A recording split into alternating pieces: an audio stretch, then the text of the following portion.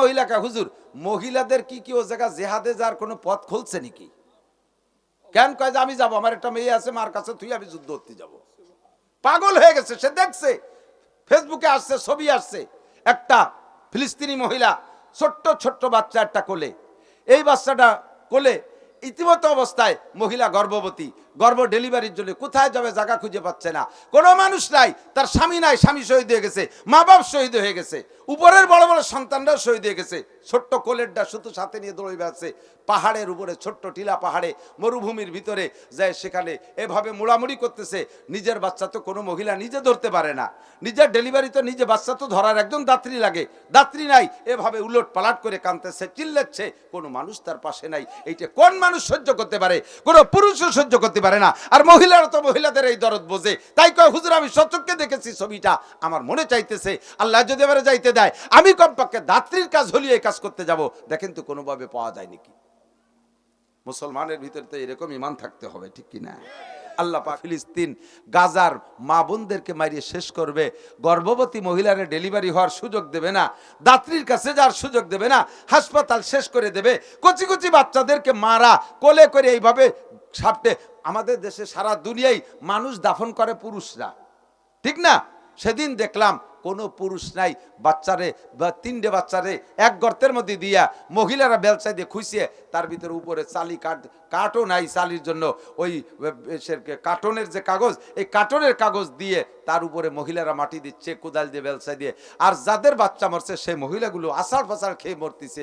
ও মা, হে আমার দেশের গোপালগঞ্জের বোনরা, তোমার মতো আরেকটা বোন এভাবে কাঁদতেছে, আহাজারি করতেছে, আর তুমি তাদের ডাব সাবান না হলে ব্যবহার করতে পারো না, তুমি তাদের ফেয়ার অ্যান্ড লাভলি ছাড়া চেহারার নূর বাড়াইতে পারো না, তুমি তাদের সিলিকন কি যেন আছে, সিল্ক না, সিল্ক শ্যাম্পু ইত্যাদি না ব্যবহার করলে তোমার চুল ফোলে না, তুমি এদেশের চুল ফুলো, আর ও দেশে তারা দাপায় দাপায় মরতেছে, এই টাকায় দিয়ে অস্ত্র বানায় মারতেছে।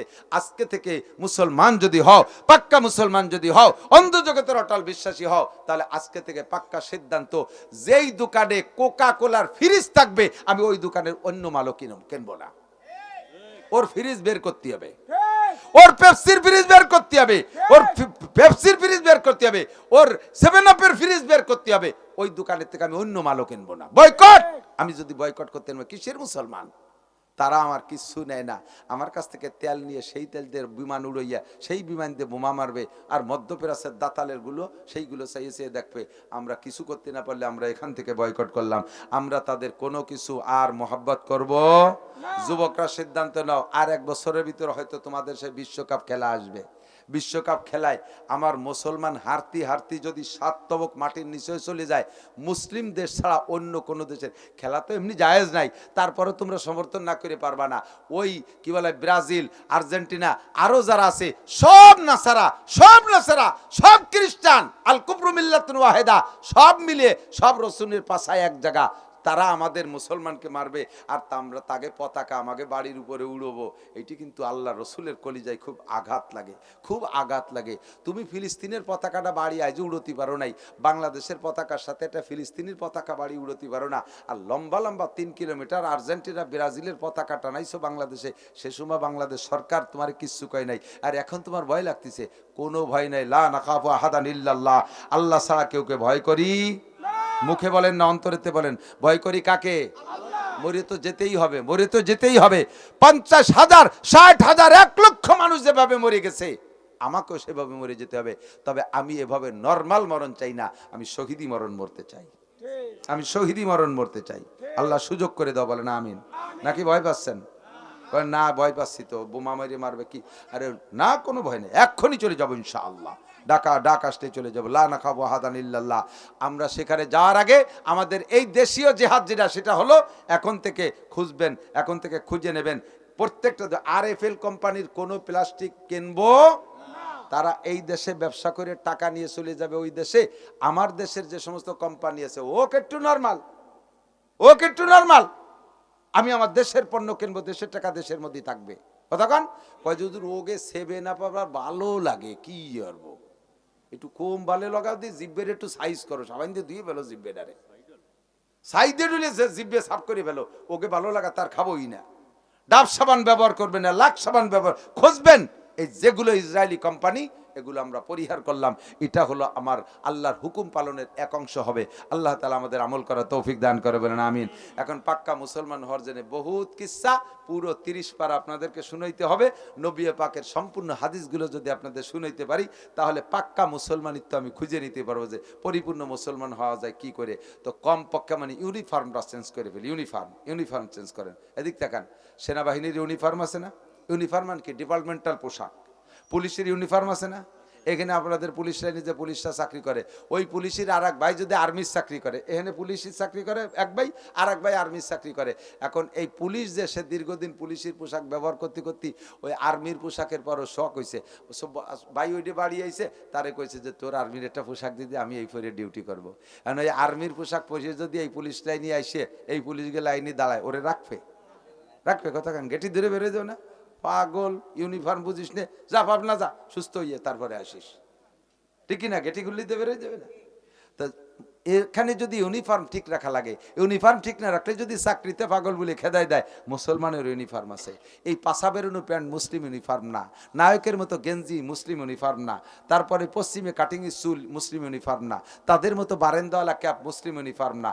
মুসলিম ইউনিফর্ম সুন্নতি পোশাকের অধীনে আসেন, দেখতেও ভালো, আর এই পোশাক পরার সাথে সাথে অনেক অন্যায় থেকে ফিরে আসা যায়। অনেক অন্যায় থেকে সুন্নতগুলো হলো, যত সুন্নত আছে, সুন্নত হলো ইমানের বেড়া। কালকে 12 তারিখ চলে গেছে, 12 তারিখ গতকাল শনিবার, আমরা যাই নাই, তাই অনেকে তারিখ নিয়ে ঠেলাঠেলি হতেছি। ঢাকার আরে গতকালকে হয়ে গেছে না, মার্চ ফর গাজা, সর্বদলের মানুষ, আওয়ামী লীগ, বিএনপি, জামাত, জাতীয় পার্টি, কোনো দলের মানুষ বাকি নাই। আল্লাহর রহমতে এই পরিমাণ মানুষ ঢাকার বুকে কোনো প্রোগ্রামে জমা হয় নাই। ওই যে সমন্বয় যা কয়, যত মিটিং মিছিল বলুক, গতকালকের পরিমাণ হয় নাই। এই পরিমাণ জনসমাবেশ বিশ্বের বিভিন্ন প্রান্তে প্রান্তে হচ্ছে। এমন মানুষ শিকারে গিয়েছে যে কোনোদিন নামাজ পড়ে নাই, তবু আল্লাহর মোহাব্বতে, নবী পাকের মোহাব্বতে, গাজা ফিলিস্তিনের মুসলমানদের দরদি হইয়া ওই ময়দানে যে স্লোগান, হাতে পতাকা, সারা পৃথিবীতে চলতেছে। আজকেই মাত্র সবে মাত্র ট্রাম্পের সিদ্ধান্ত চেঞ্জ হয়ে গেছে, বলেন আলহামদুলিল্লাহ।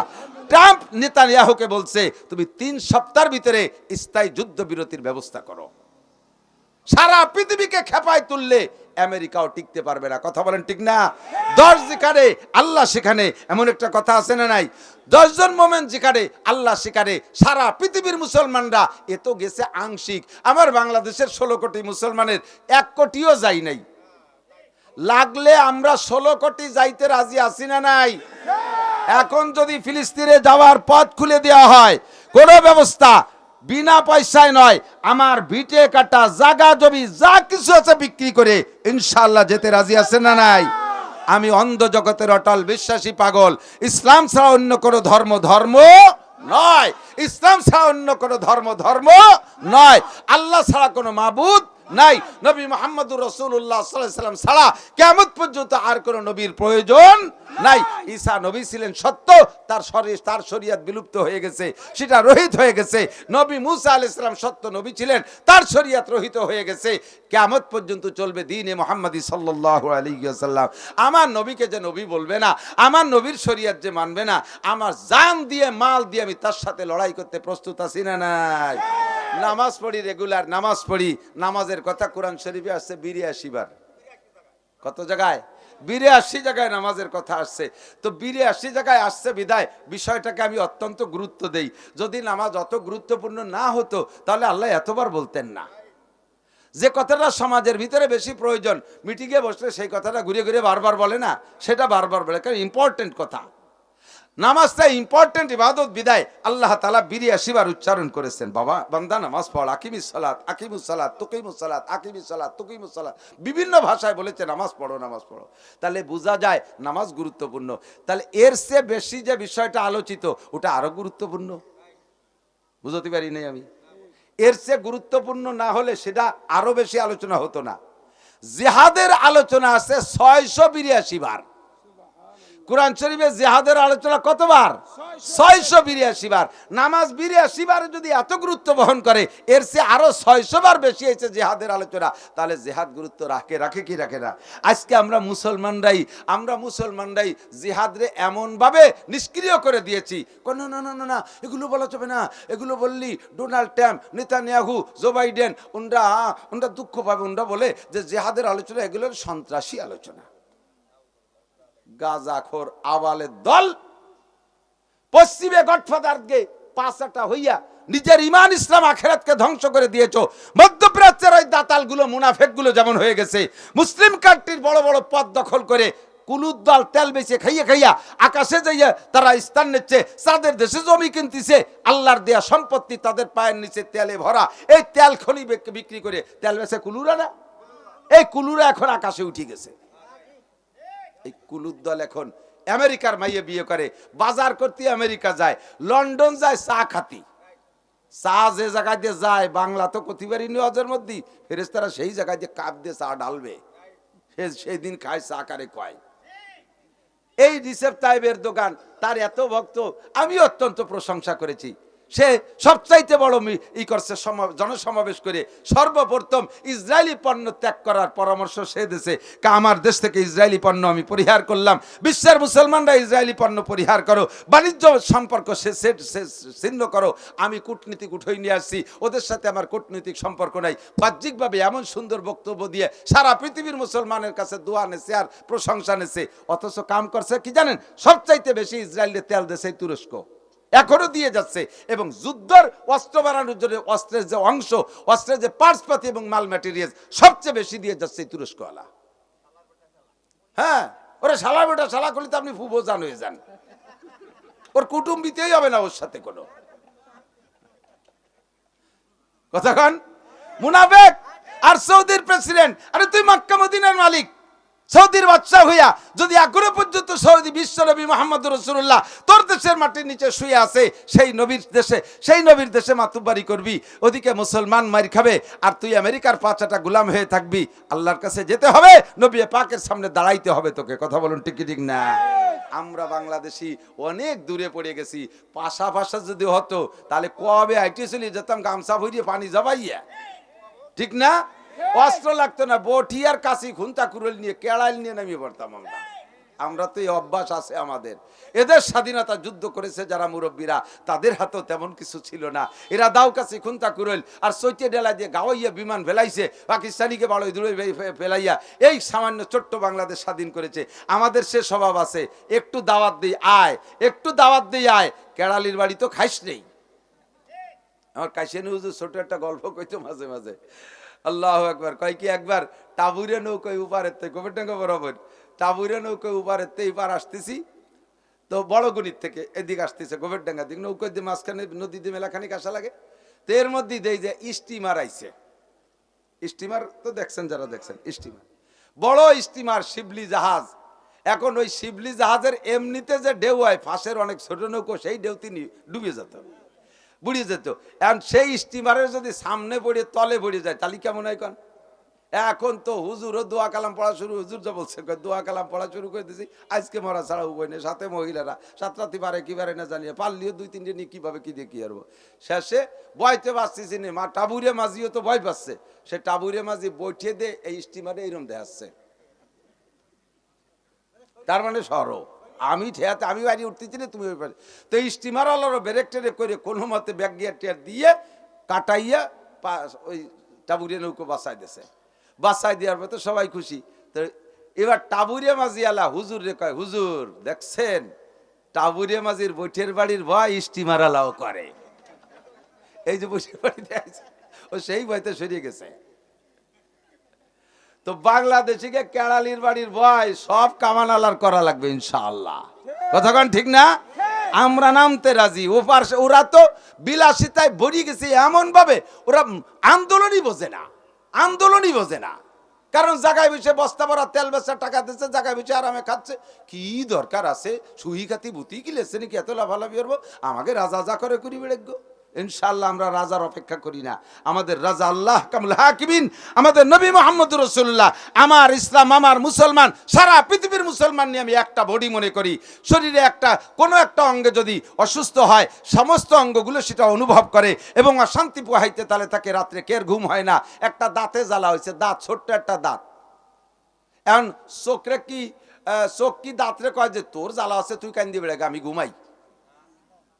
ঘুমোতে পারবে? দাঁতের ভিতরে এক জায়গা খানিক গোস্ত ঢুয়ে গেছে, এখন জিব্বে যদি কয় তোমার গোস্ত ঢুকছে, তুমি পারলি বারোই খাওগে, আমি ঘুমাই। সেই জিব্বের ঘুম নাই, রাত ভর সেই জায়গা গুতো তিতালেই থাকে, ঠিক না? আমরা মুসলমান সেই বিশ্বাসে বিশ্বাসী, ফিলিস্তিনের মুসলমানের পক্ষে জান দেব, মাল দেব, টাকা দেব, পয়সা দেবো। কালকের আগের দিন একটা মেয়ে কোন জায়গাতে যেন আমার নাম্বার পেয়ে ফোন দিয়ে কয় হুজুর আপনার এদিকে বিকাশ নাম্বার, বলে জি। আমি মনে হচ্ছে অনেকে তো আমার হাদিয়াটা দিয়ে দেয়, মাদ্রাসায় দেয়। কয় যে 2000 টাকা পাঠাচ্ছি, বলেই পাঠাই দিচ্ছে। দিয়ে কয় কি হুজুর এই 2000 টাকা যে কোনোভাবে একটু ফিলিস্তিন পাঠানোর চেষ্টা করেন। আজকে সে বেরোইয়ে ব্যাগের মধ্যে রাখছি, দিয়ে দেবো যে এরা ওমর ফারুকের কাছে, অলিউল্লাহর কাছে। আমাদের এ পাশ থেকে সোহাইব ইব্রাহিম সাহেব, ভবানীপুর হুজুর, ওনাদের মাধ্যমে একটা চ্যানেল আছে, আল্লাহর রহমতে টাকা পৌঁছে যাচ্ছে জায়গা মতো, ওমান এবং কাতারের মাধ্যমে পাঠানো যাচ্ছে। এরপরে মহিলাকে হুজুর মহিলাদের কি ও জায়গা জেহাদে যাওয়ার কোনো পথ খুলছে নাকি? কেন কয় যে আমি যাবো, আমার একটা মেয়ে আছে, মার কাছে তুই আমি যুদ্ধ করতে যাবো।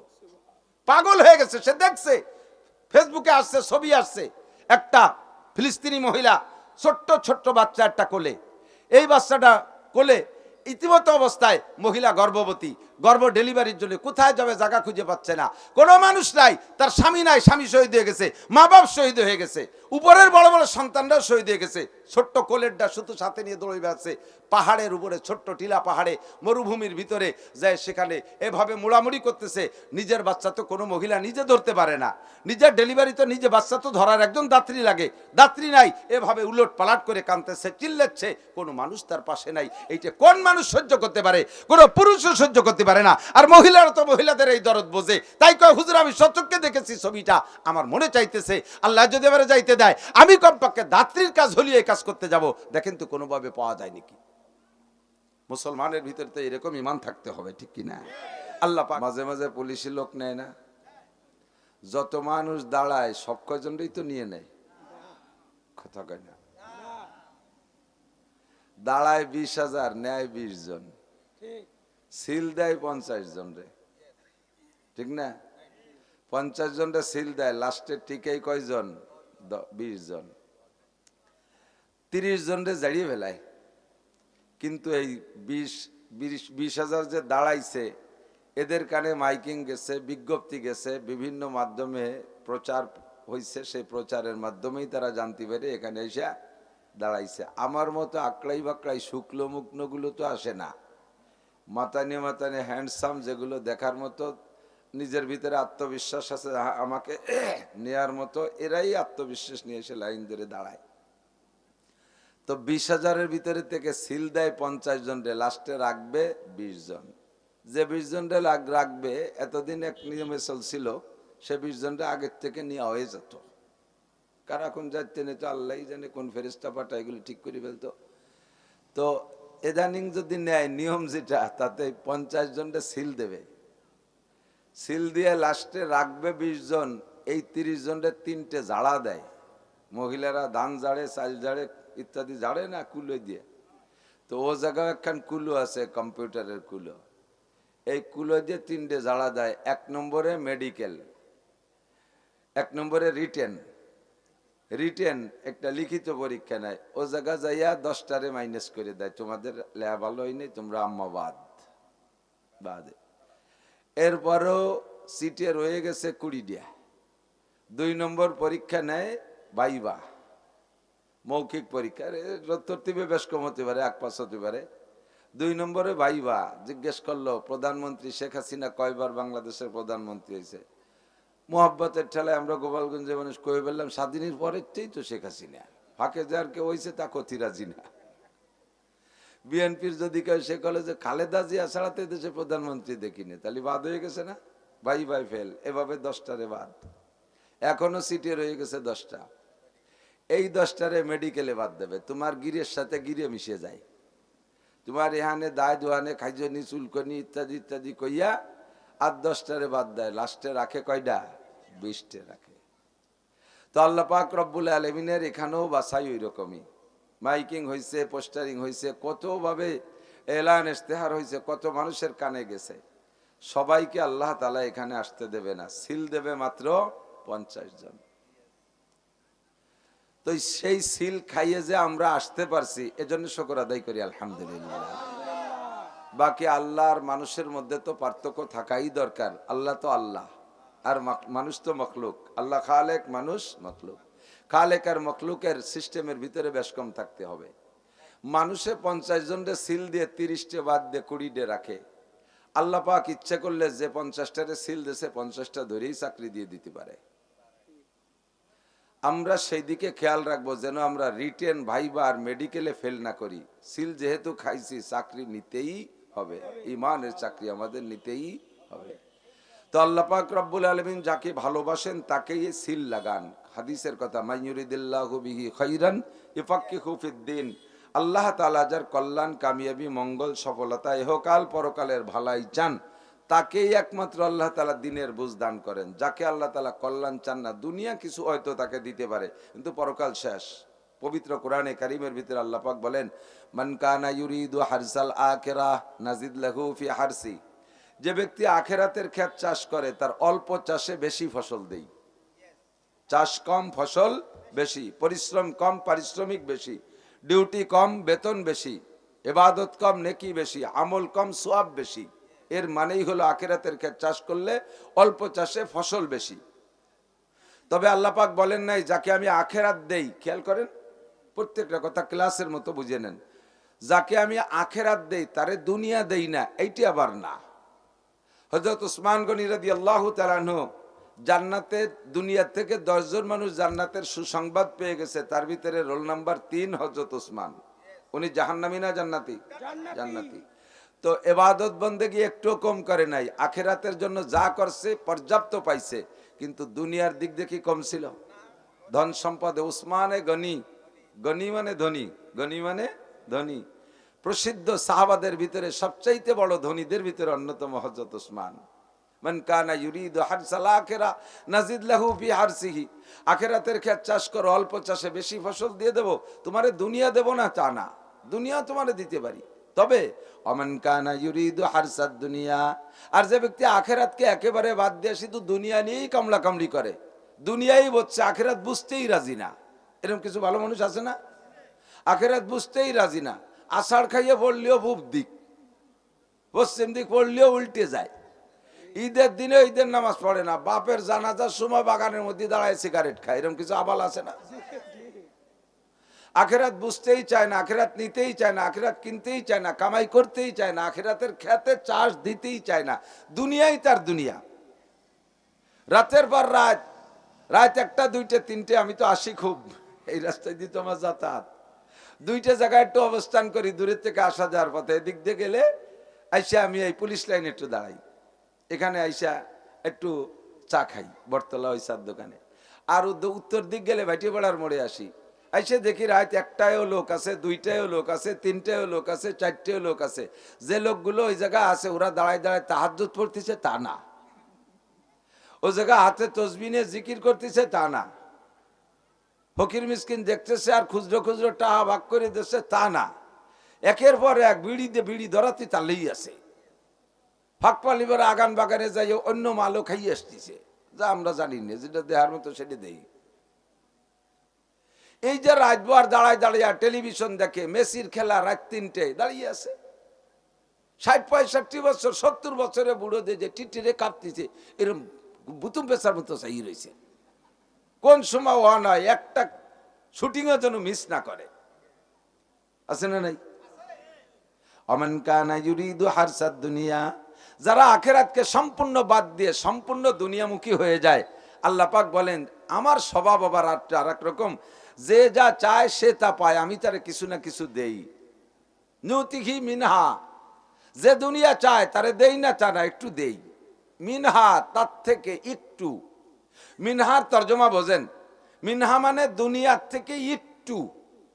আমাকে গোপালগঞ্জে বাংলায় কই একটু, সামান্য একটু যারা। এবার দুনিয়া কট্টুকার তাইতে একটু যারা দেয়, একজনের পুরো দুনিয়া দেয় না।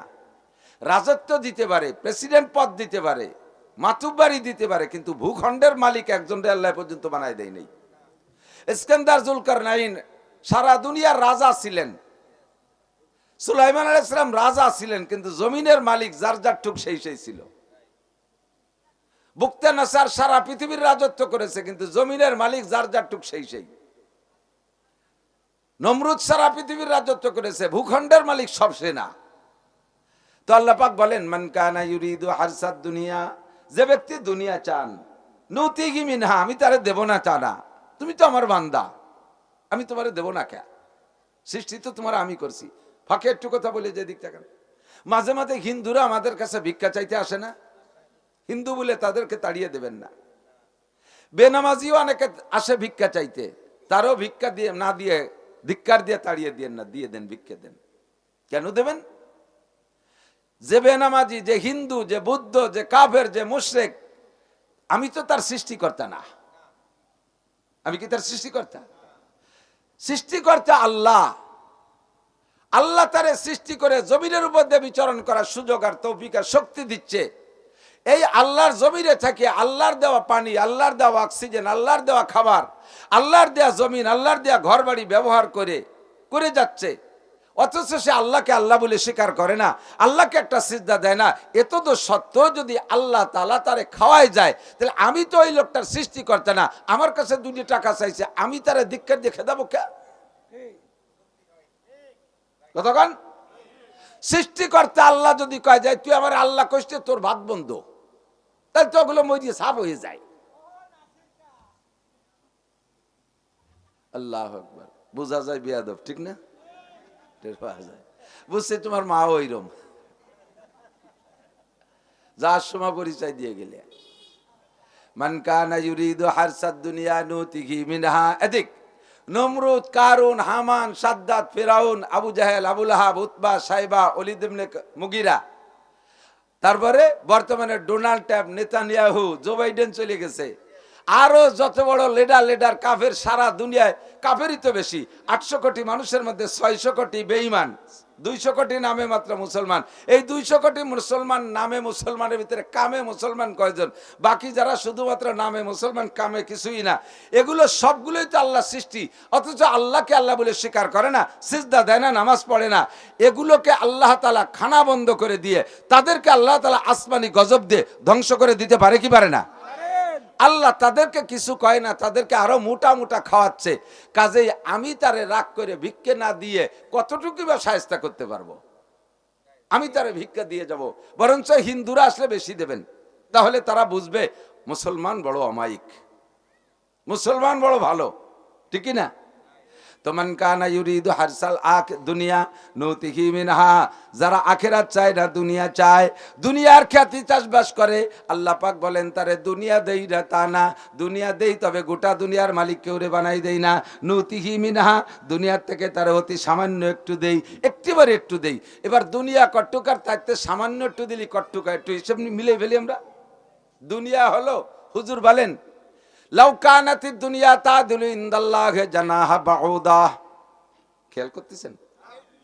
মান কানা, কি বলা হয়, লাউ কানাতিদ দুনিয়া ইনদাল্লাহি জানাহা বাউদা। সারা দুনিয়াও, দুনিয়ার মধ্যে যা কিছু আছে, আমেরিকা থেকে জাপান পর্যন্ত ভূখণ্ডের মধ্যে যত সম্পদ আছে, যত খনিজ সম্পদ আছে, দালান কোঠা, গাড়ি বাড়ি, জায়গা জমি, বিমান, হেলিকপ্টার, যত যানবাহন আছে, সোনা দানা, টাকা পয়সা যা কিছু আছে, সব কিছু মিলাইয়া যদি আল্লাহ পাকের নজরে একটা মশার ডানা পরিমাণ মূল্য হতো, মা সাকা মিনহা শারবাতান কাফেরা, তাহলে এই জমিনের থেকে কাফেরদেরকে এক ডোক পানিও আল্লাহ পান করতে দিতেন না। কাফেররে খাইতে দেয় কেন? মুশরিকরে খাইতে দেয় কেন? খাইতো এই দুনিয়ার থেকে। দুনিয়ার কোনো দাম নাই আল্লাহর কাছে, একটা মশার ডানা পরিমাণও দাম না। জবাব দেন, একটা মশার একখান ডানার কয় টাকা দাম? মশার ডানার কয়টা দাম জানা আছে নাকি? আমাকে কি গোপালগঞ্জের কোনো বাজারে কিনা বেচায় মশার ডানা?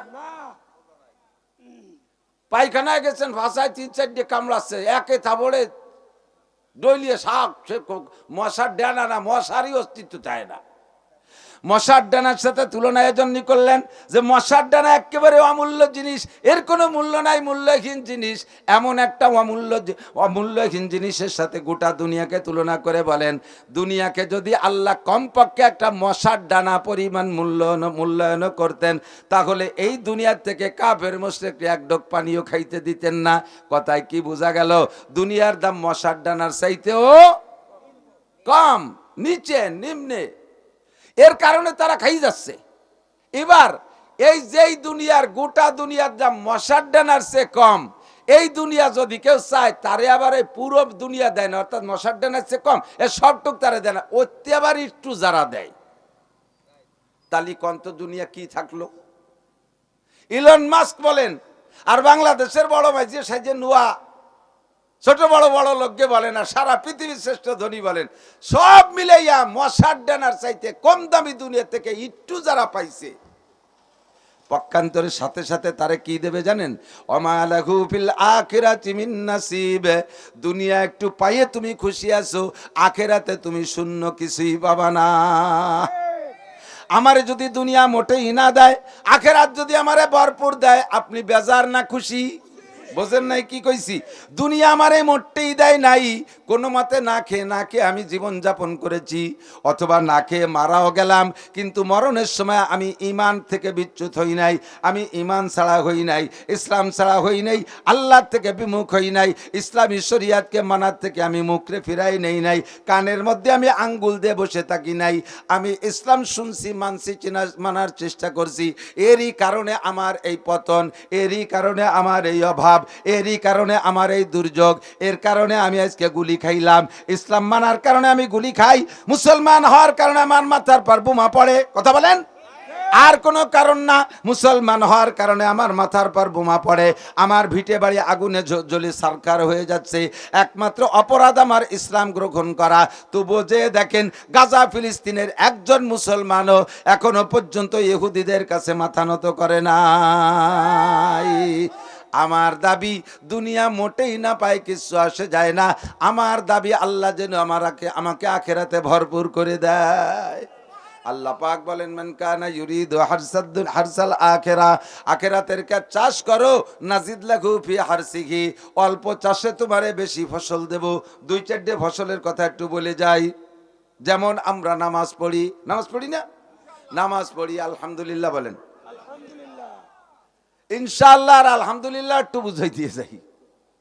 যে কাজটা আমার সামনে আছে এক সেকেন্ড পরে, ওইটার সাথে ইনশাআল্লাহ। নামাজ পড়বো ইনশাআল্লাহ, রোজা রাখবো ইনশাআল্লাহ, হজ করবো ইনশাআল্লাহ, জাকাত দেবো ইনশাআল্লাহ, অমুকের টাকা দেবো ইনশাআল্লাহ, আপনার বাড়ি বেড়াতে যাবো ইনশাআল্লাহ, অশান্তি যাবো ইনশাআল্লাহ, সব সামনে রয়েছে না? হুজুর আসবে ইনশাআল্লাহ। এবার যেটা ঘটে গেছে এর সাথে কিন্তু ইনশাআল্লাহ না, হুজুর চলে আসছে ইনশাআল্লাহ, এটা ভুল কথা। হুজুর চলে আসছে মাশাআল্লাহ, আলহামদুলিল্লাহ, হয়ে যাটার পুরে মাশাআল্লাহ, আলহামদুলিল্লাহ। আল্লাহ যা চেয়েছেন তাই করেছেন, তার নাম হলো মাশাআল্লাহ। আর যা চেয়েছেন তার উপরে আমি সন্তুষ্ট, আলহামদুলিল্লাহ। ঠিক আছে না? তাহলে আমি ইসলামের পর, ইমানের পর আসি এবং থাকবো। আল্লাহ আমাদেরকে নসিব করে, বলেন আমিন। মান কানা ইউরিদু হারসাল আখিরা, আমরা তো নামাজ পড়ি আলহামদুলিল্লাহ, বলেন আলহামদুলিল্লাহ।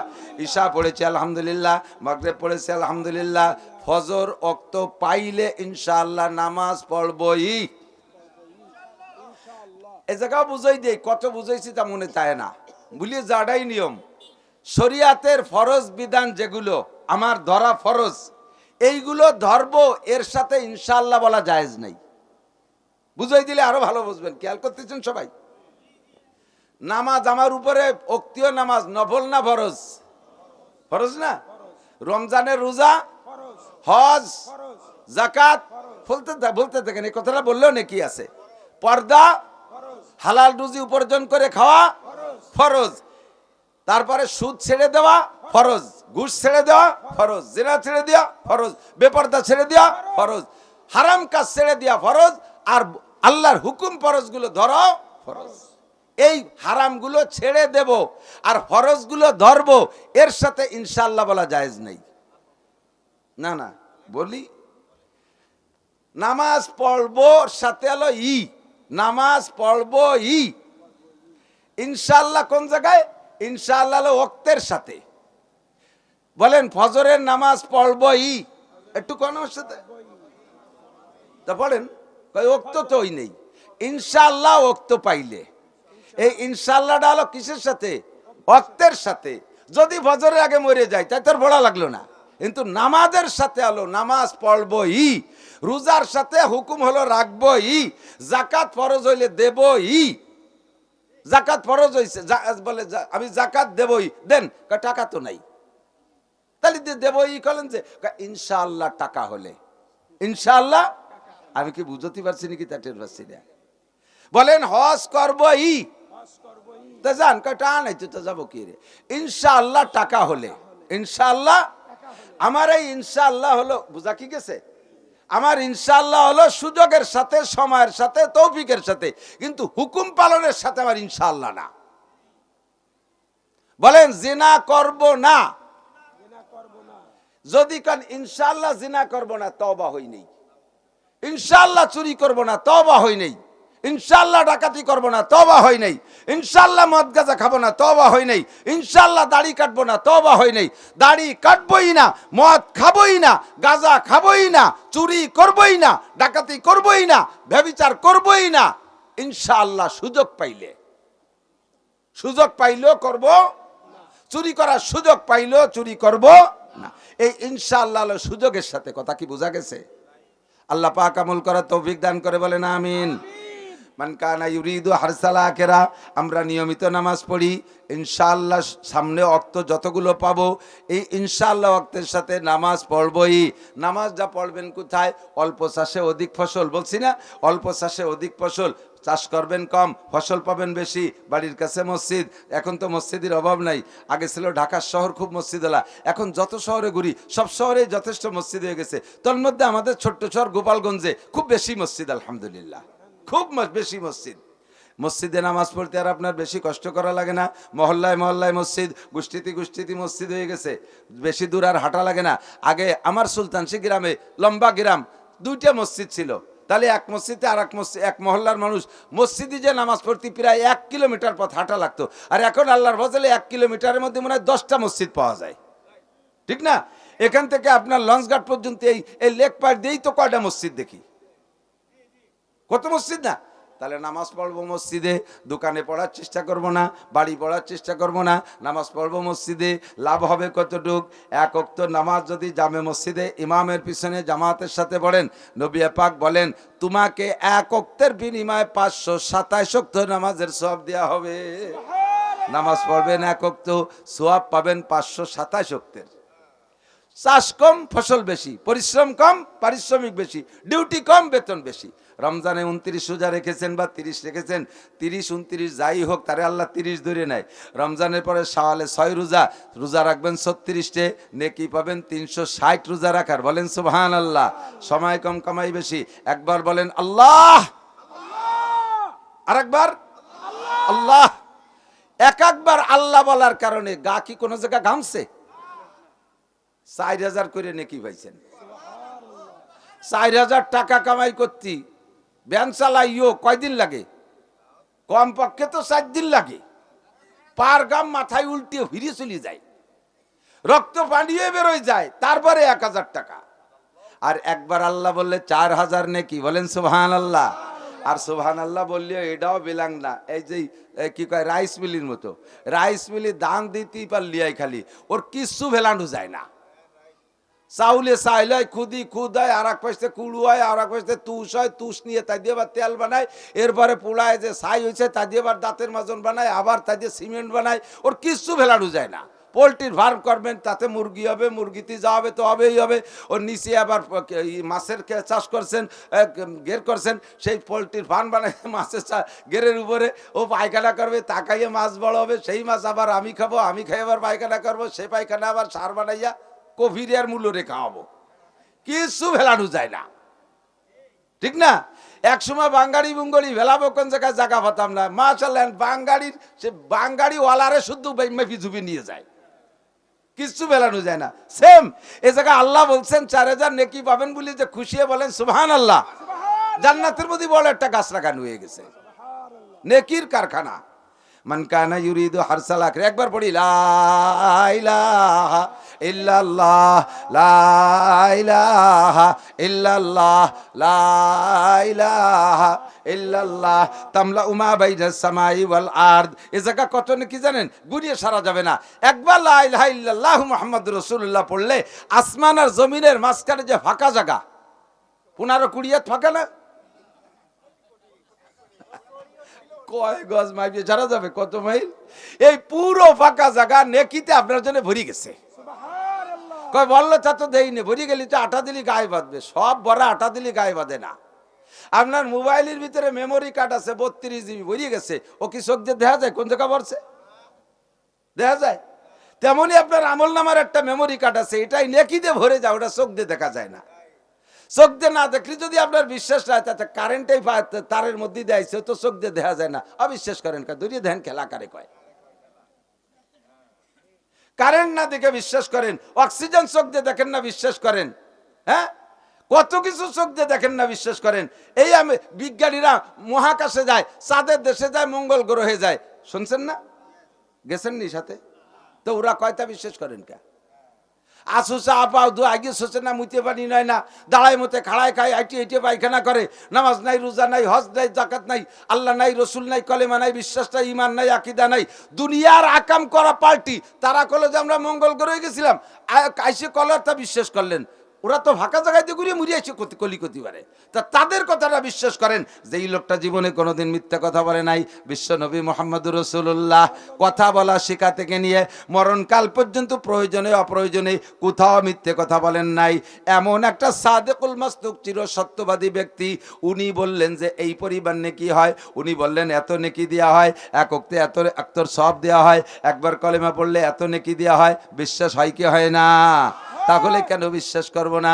আবু জাহেলকে এটা আবু সুফিয়ান, আবু জাহেলের মরার পরে মক্কার লিডার ছিল আবু সুফিয়ান। তা আবু জাহেল বেঁচে থাকতে, ও তো বদরের যুদ্ধে মরছে আবু জাহেল, ওই সময় আবু সুফিয়ান বেঁচে আছে। এবার ওহুদের যুদ্ধে নেতৃত্ব দিয়েছে আবু সুফিয়ান। তো ওই বাড়ি যাইয়া মক্কায় থাকতেই আবু সুফিয়ান আবু জাহেল একদিন নির্জনে ডেকে নিয়ে করছে, মে ভাই, ওই আবু জাহেল হলো সৌদি আরবের গভর্নর ছিল। সে সময় রাষ্ট্র অনেক বড় ছিল, রাশিয়ার খোরাসান ছিল রাজধানী। এই এশিয়া মহাদেশ নিয়ে একটা রাষ্ট্র ছিল, তার এই যতগুলো দেশ আছে এখন এইগুলো সব প্রদেশ ছিল।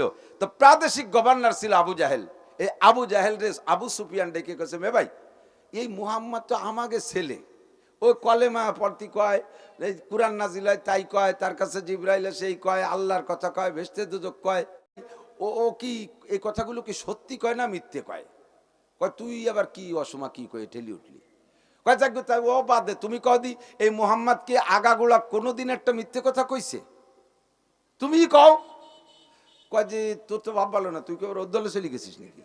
কয় না, দলে যাই নাই আমরা, দুই ভাই ছাড়াতে কেউ নাই, তুমি একটা সত্যি কথা কও, মোহাম্মদ কি কোনোদিন একটা মিথ্যে কথা বলছে? কয় যে না, এ কথা আমি করতে পারবো না যে মোহাম্মদ মিথ্যে কথা কয়, সত্যি কয়। তা দুনিয়ার ব্যাপারে যদি সত্যি কথা কয়, তো এই কথাটা কইলো, এই ডেরে তুমি মানো না কে? তা আবু জাহেল কয়, আবু সুফিয়ান, আসলে মোহাম্মদ সত্যি নবী, আসলে আল্লাহ আছে, আসলে তার কাছে জিবরাইল আসে, আসলে তার কাছে কুরআন নাজিল হয়, কিন্তু স্বীকার করি না। এলো স্বীকার করলে তো আমাকে নেতৃত্ব থাকে না, স্বীকার করলে ঘোষণা দিলে স্বীকৃতি দিলে আমাকে নেতৃত্ব থাকে না, এই জন্য স্বীকার করি। বাকি ও যা কয় সব সত্যি। আল্লাহু আকবার। তো দোস্ত, আমার নবীকে কাফেররাও সত্যবাদী বলেছে, আবু জাহেল তার জীবনের জানি শত্রু, সেও সত্যবাদী বলেছে।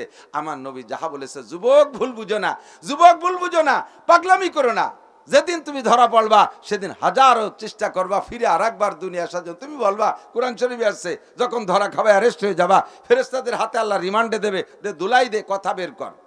রিমান্ডে দেয় তো কথা বের করার জন্য, রিমান্ডারে দুলাই দে কথা বের কর।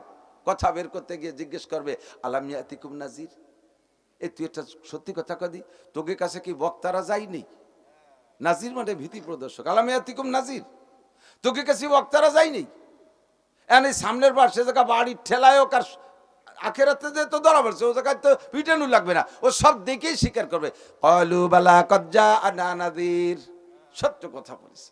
এ কথা অস্বীকার করা যায় বলা জানা নাদির।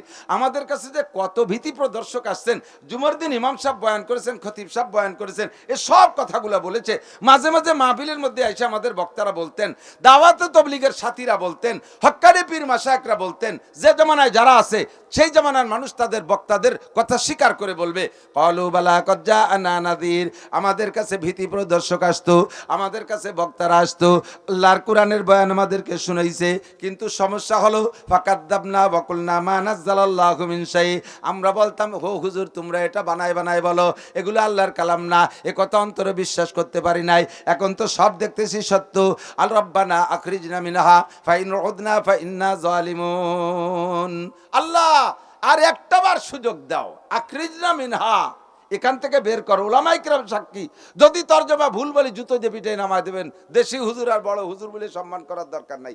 আল্লাহর কোরআন নিয়ে আমি তামাশা করবো আর আমারে সম্মান করবেন, মোটেই দরকার নাই। কোরআনের তরজমা আপনি বলবেন রব্বানা আখরিজনা মিনহা, আল্লাহ এখান থেকে একটা বার বের করে দাও, ফাইন উদনা ফাইন্না জালিমুন, যে সব অন্যায়ের কারণে ধরা পড়েছি, অ্যারেস্ট হয়েছি, যে সব অন্যায়ের কারণে রিমান্ড খাটতেছি, জাহান্নামে পড়তেছি, আল্লাহ ওর একটা অন্যায় যদি পুনরায় দুনিয়ায় যা রাখবার করি তাহলে ফাইন্না জালিমুন, তুমি আমাদেরকে জালেম সাব্যস্ত করে যে বিচার করো কোনো কথা বলবো না।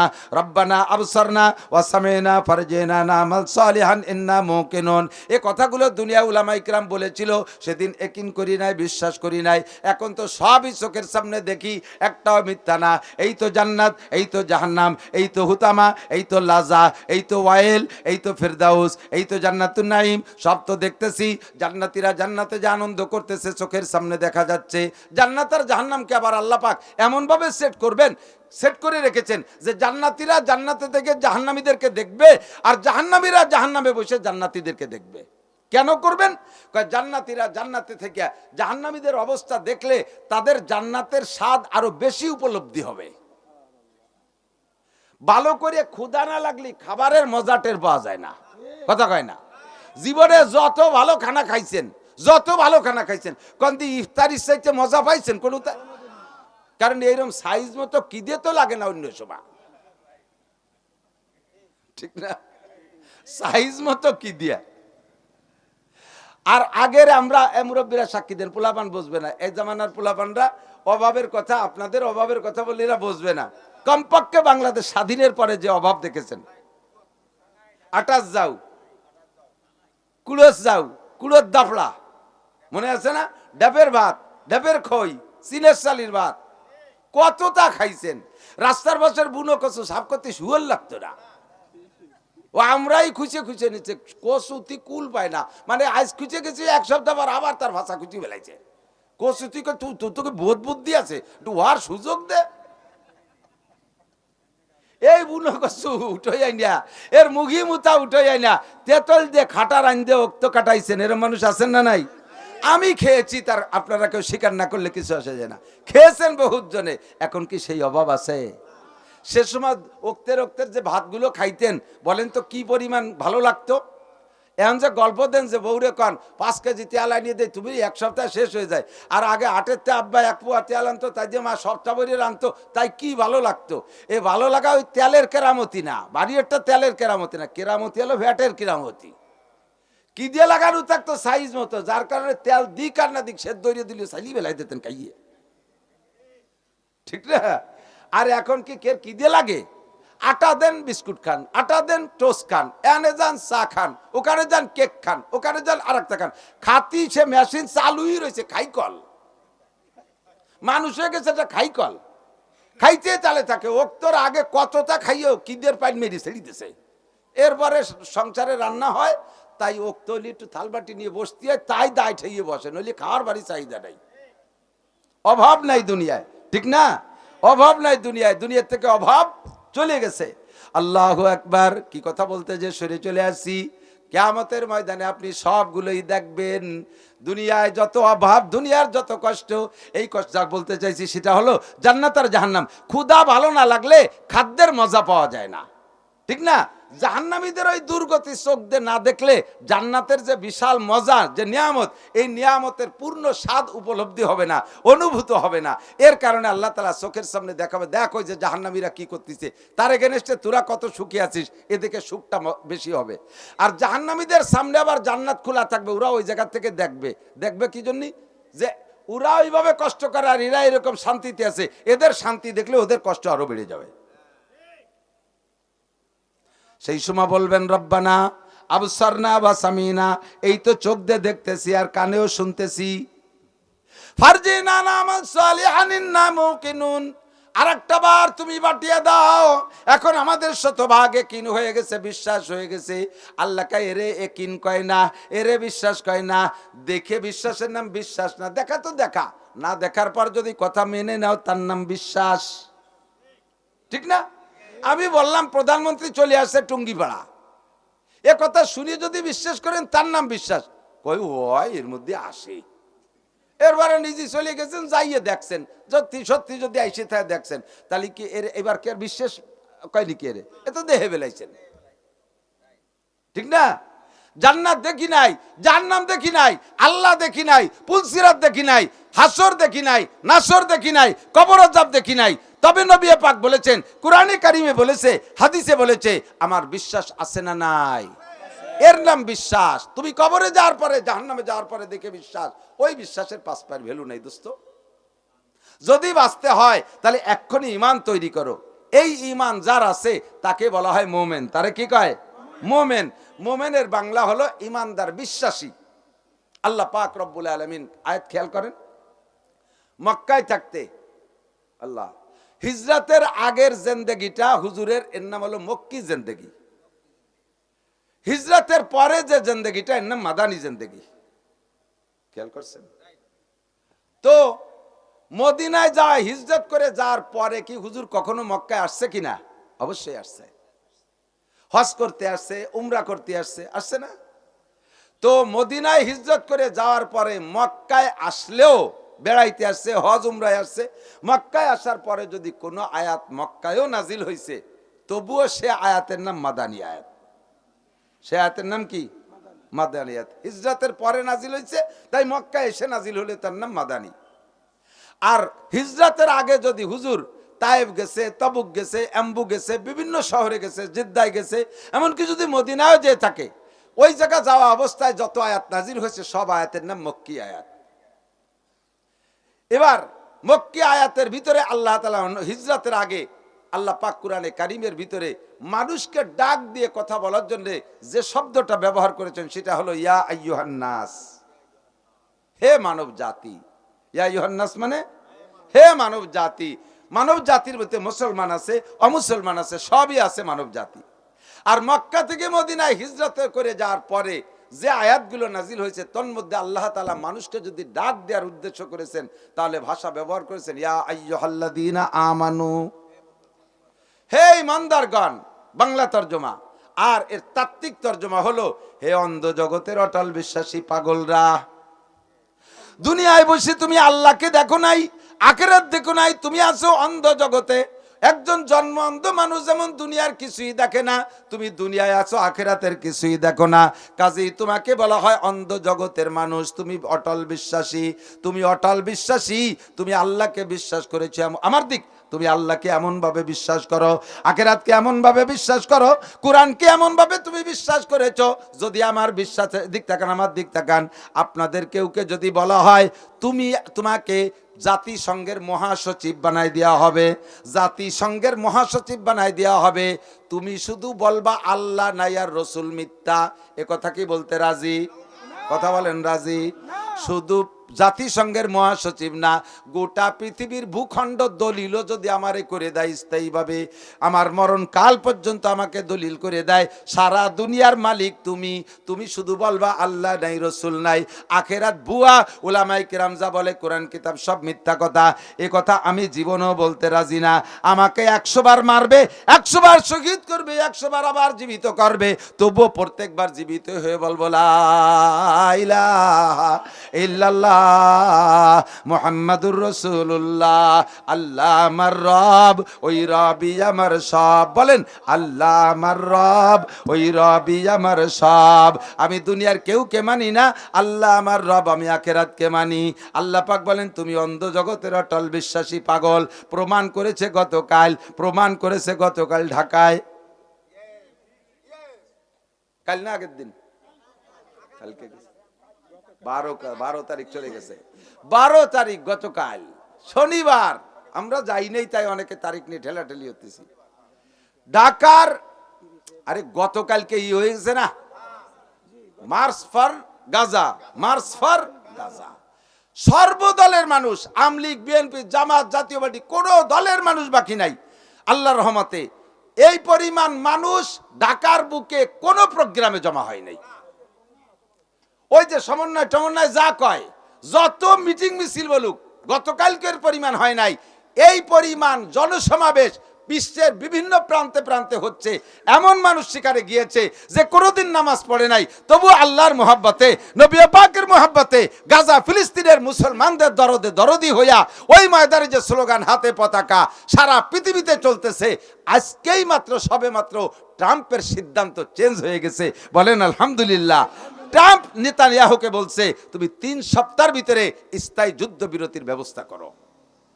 সারা পৃথিবীকে খেপায় তুললে আমেরিকাও টিকতে পারবে না। কথা বলেন ঠিক না? 10 যেখানে আল্লাহ সেখানে, এমন একটা কথা আছে না নাই?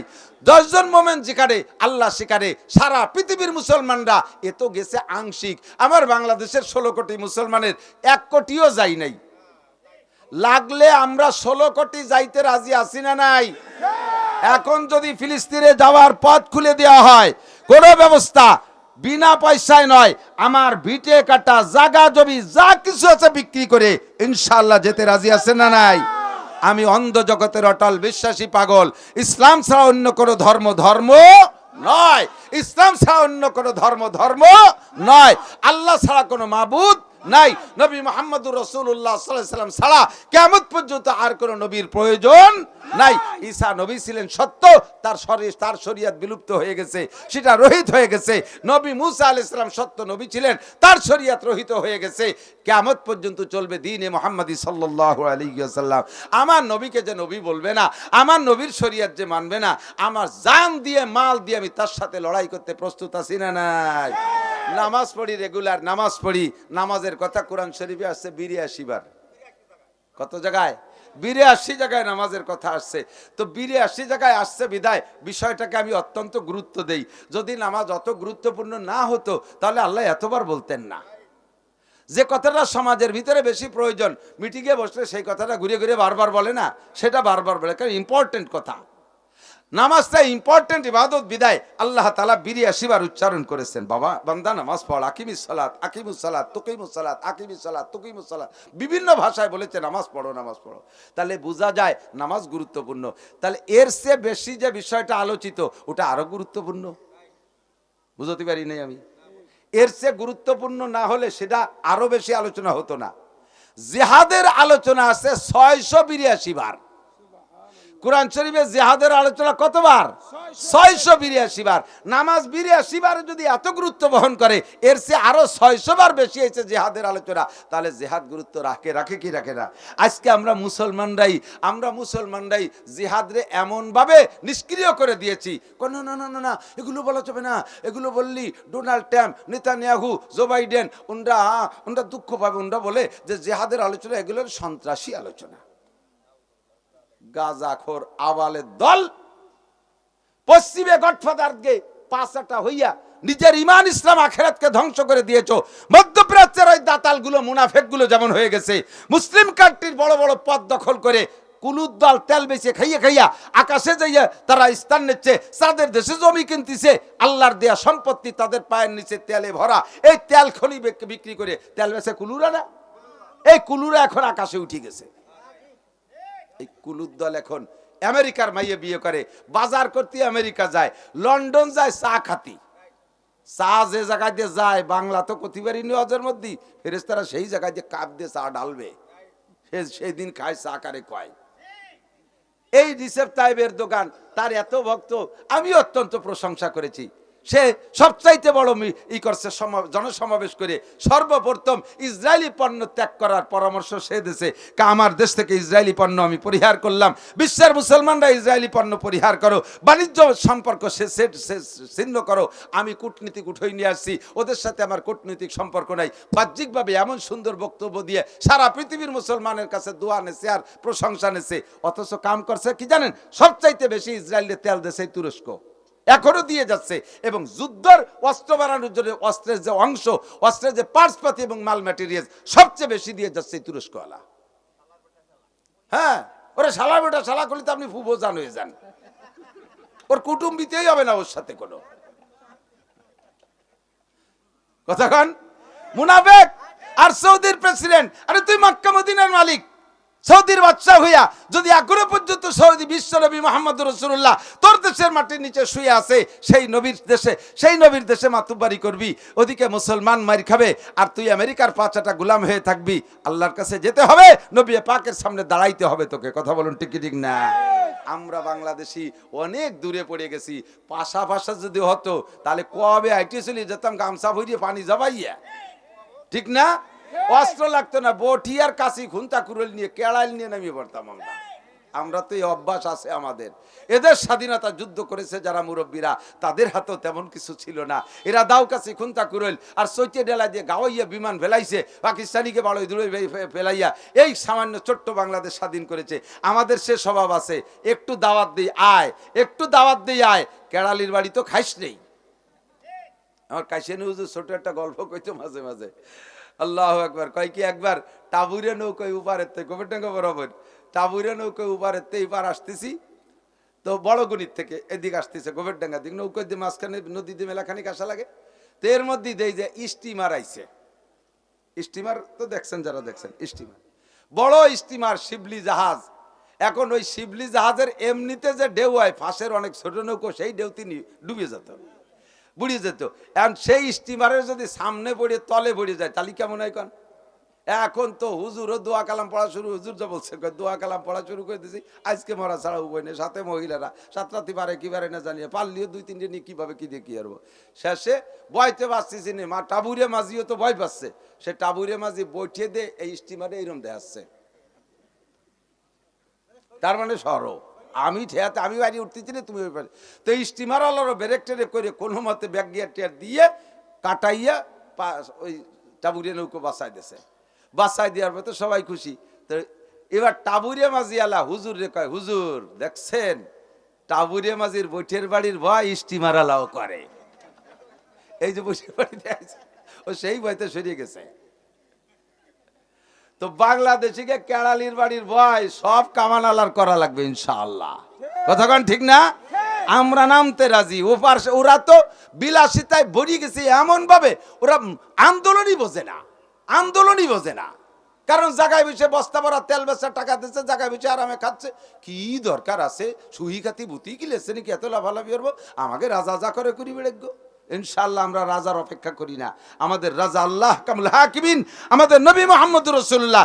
আমার ইসলাম, আমার মুসলমান, সারা পৃথিবীর মুসলমান নিয়ে আমি একটা বডি মনে করি। শরীরে কোনো একটা অঙ্গে যদি অসুস্থ হয়, সমস্ত অঙ্গগুলো সেটা অনুভব করে এবং অশান্তি পোহাইতে, তাহলে তাকে রাত্রে কের ঘুম হয় না। একটা দাঁতে জ্বালা হয়েছে, দাঁত ছোট্ট একটা দাঁত, এখন চোখ কি দাঁতরে কয় যে তোর জ্বালা আছে তুই কান্দি বেড়ে আমি ঘুমাই, ঘুমোতে পারবে? দাঁতের ভিতরে এক জায়গা খানিক গোস্ত ঢুয়ে গেছে, এখন জিব্বে যদি কয় তোমার গোস্ত ঢুকছে তুমি পারলি বারোই খাও আমি ঘুমাই, সেই জিব্বের ঘুম নাই, রাত ভর সেই জায়গা গুতো তিতালেই থাকে, ঠিক কি না? আমরা মুসলমান সেই বিশ্বাসে বিশ্বাসী। ফিলিস্তিনের মুসলমানের পক্ষে জান দেব, মাল দেব, টাকা দেব, পয়সা দেবো। কালকের আগের দিন একটা মেয়ে কোন জায়গাতে যেন আমার নাম্বার পেয়ে ফোন দিয়ে কয় হুজুর আপনার এদিকে বিকাশ নাম্বার, বলে জি। আমি মনে হচ্ছে অনেকে তো আমার হাদিয়াটা দিয়ে দেয়, মাদ্রাসায় দেয়।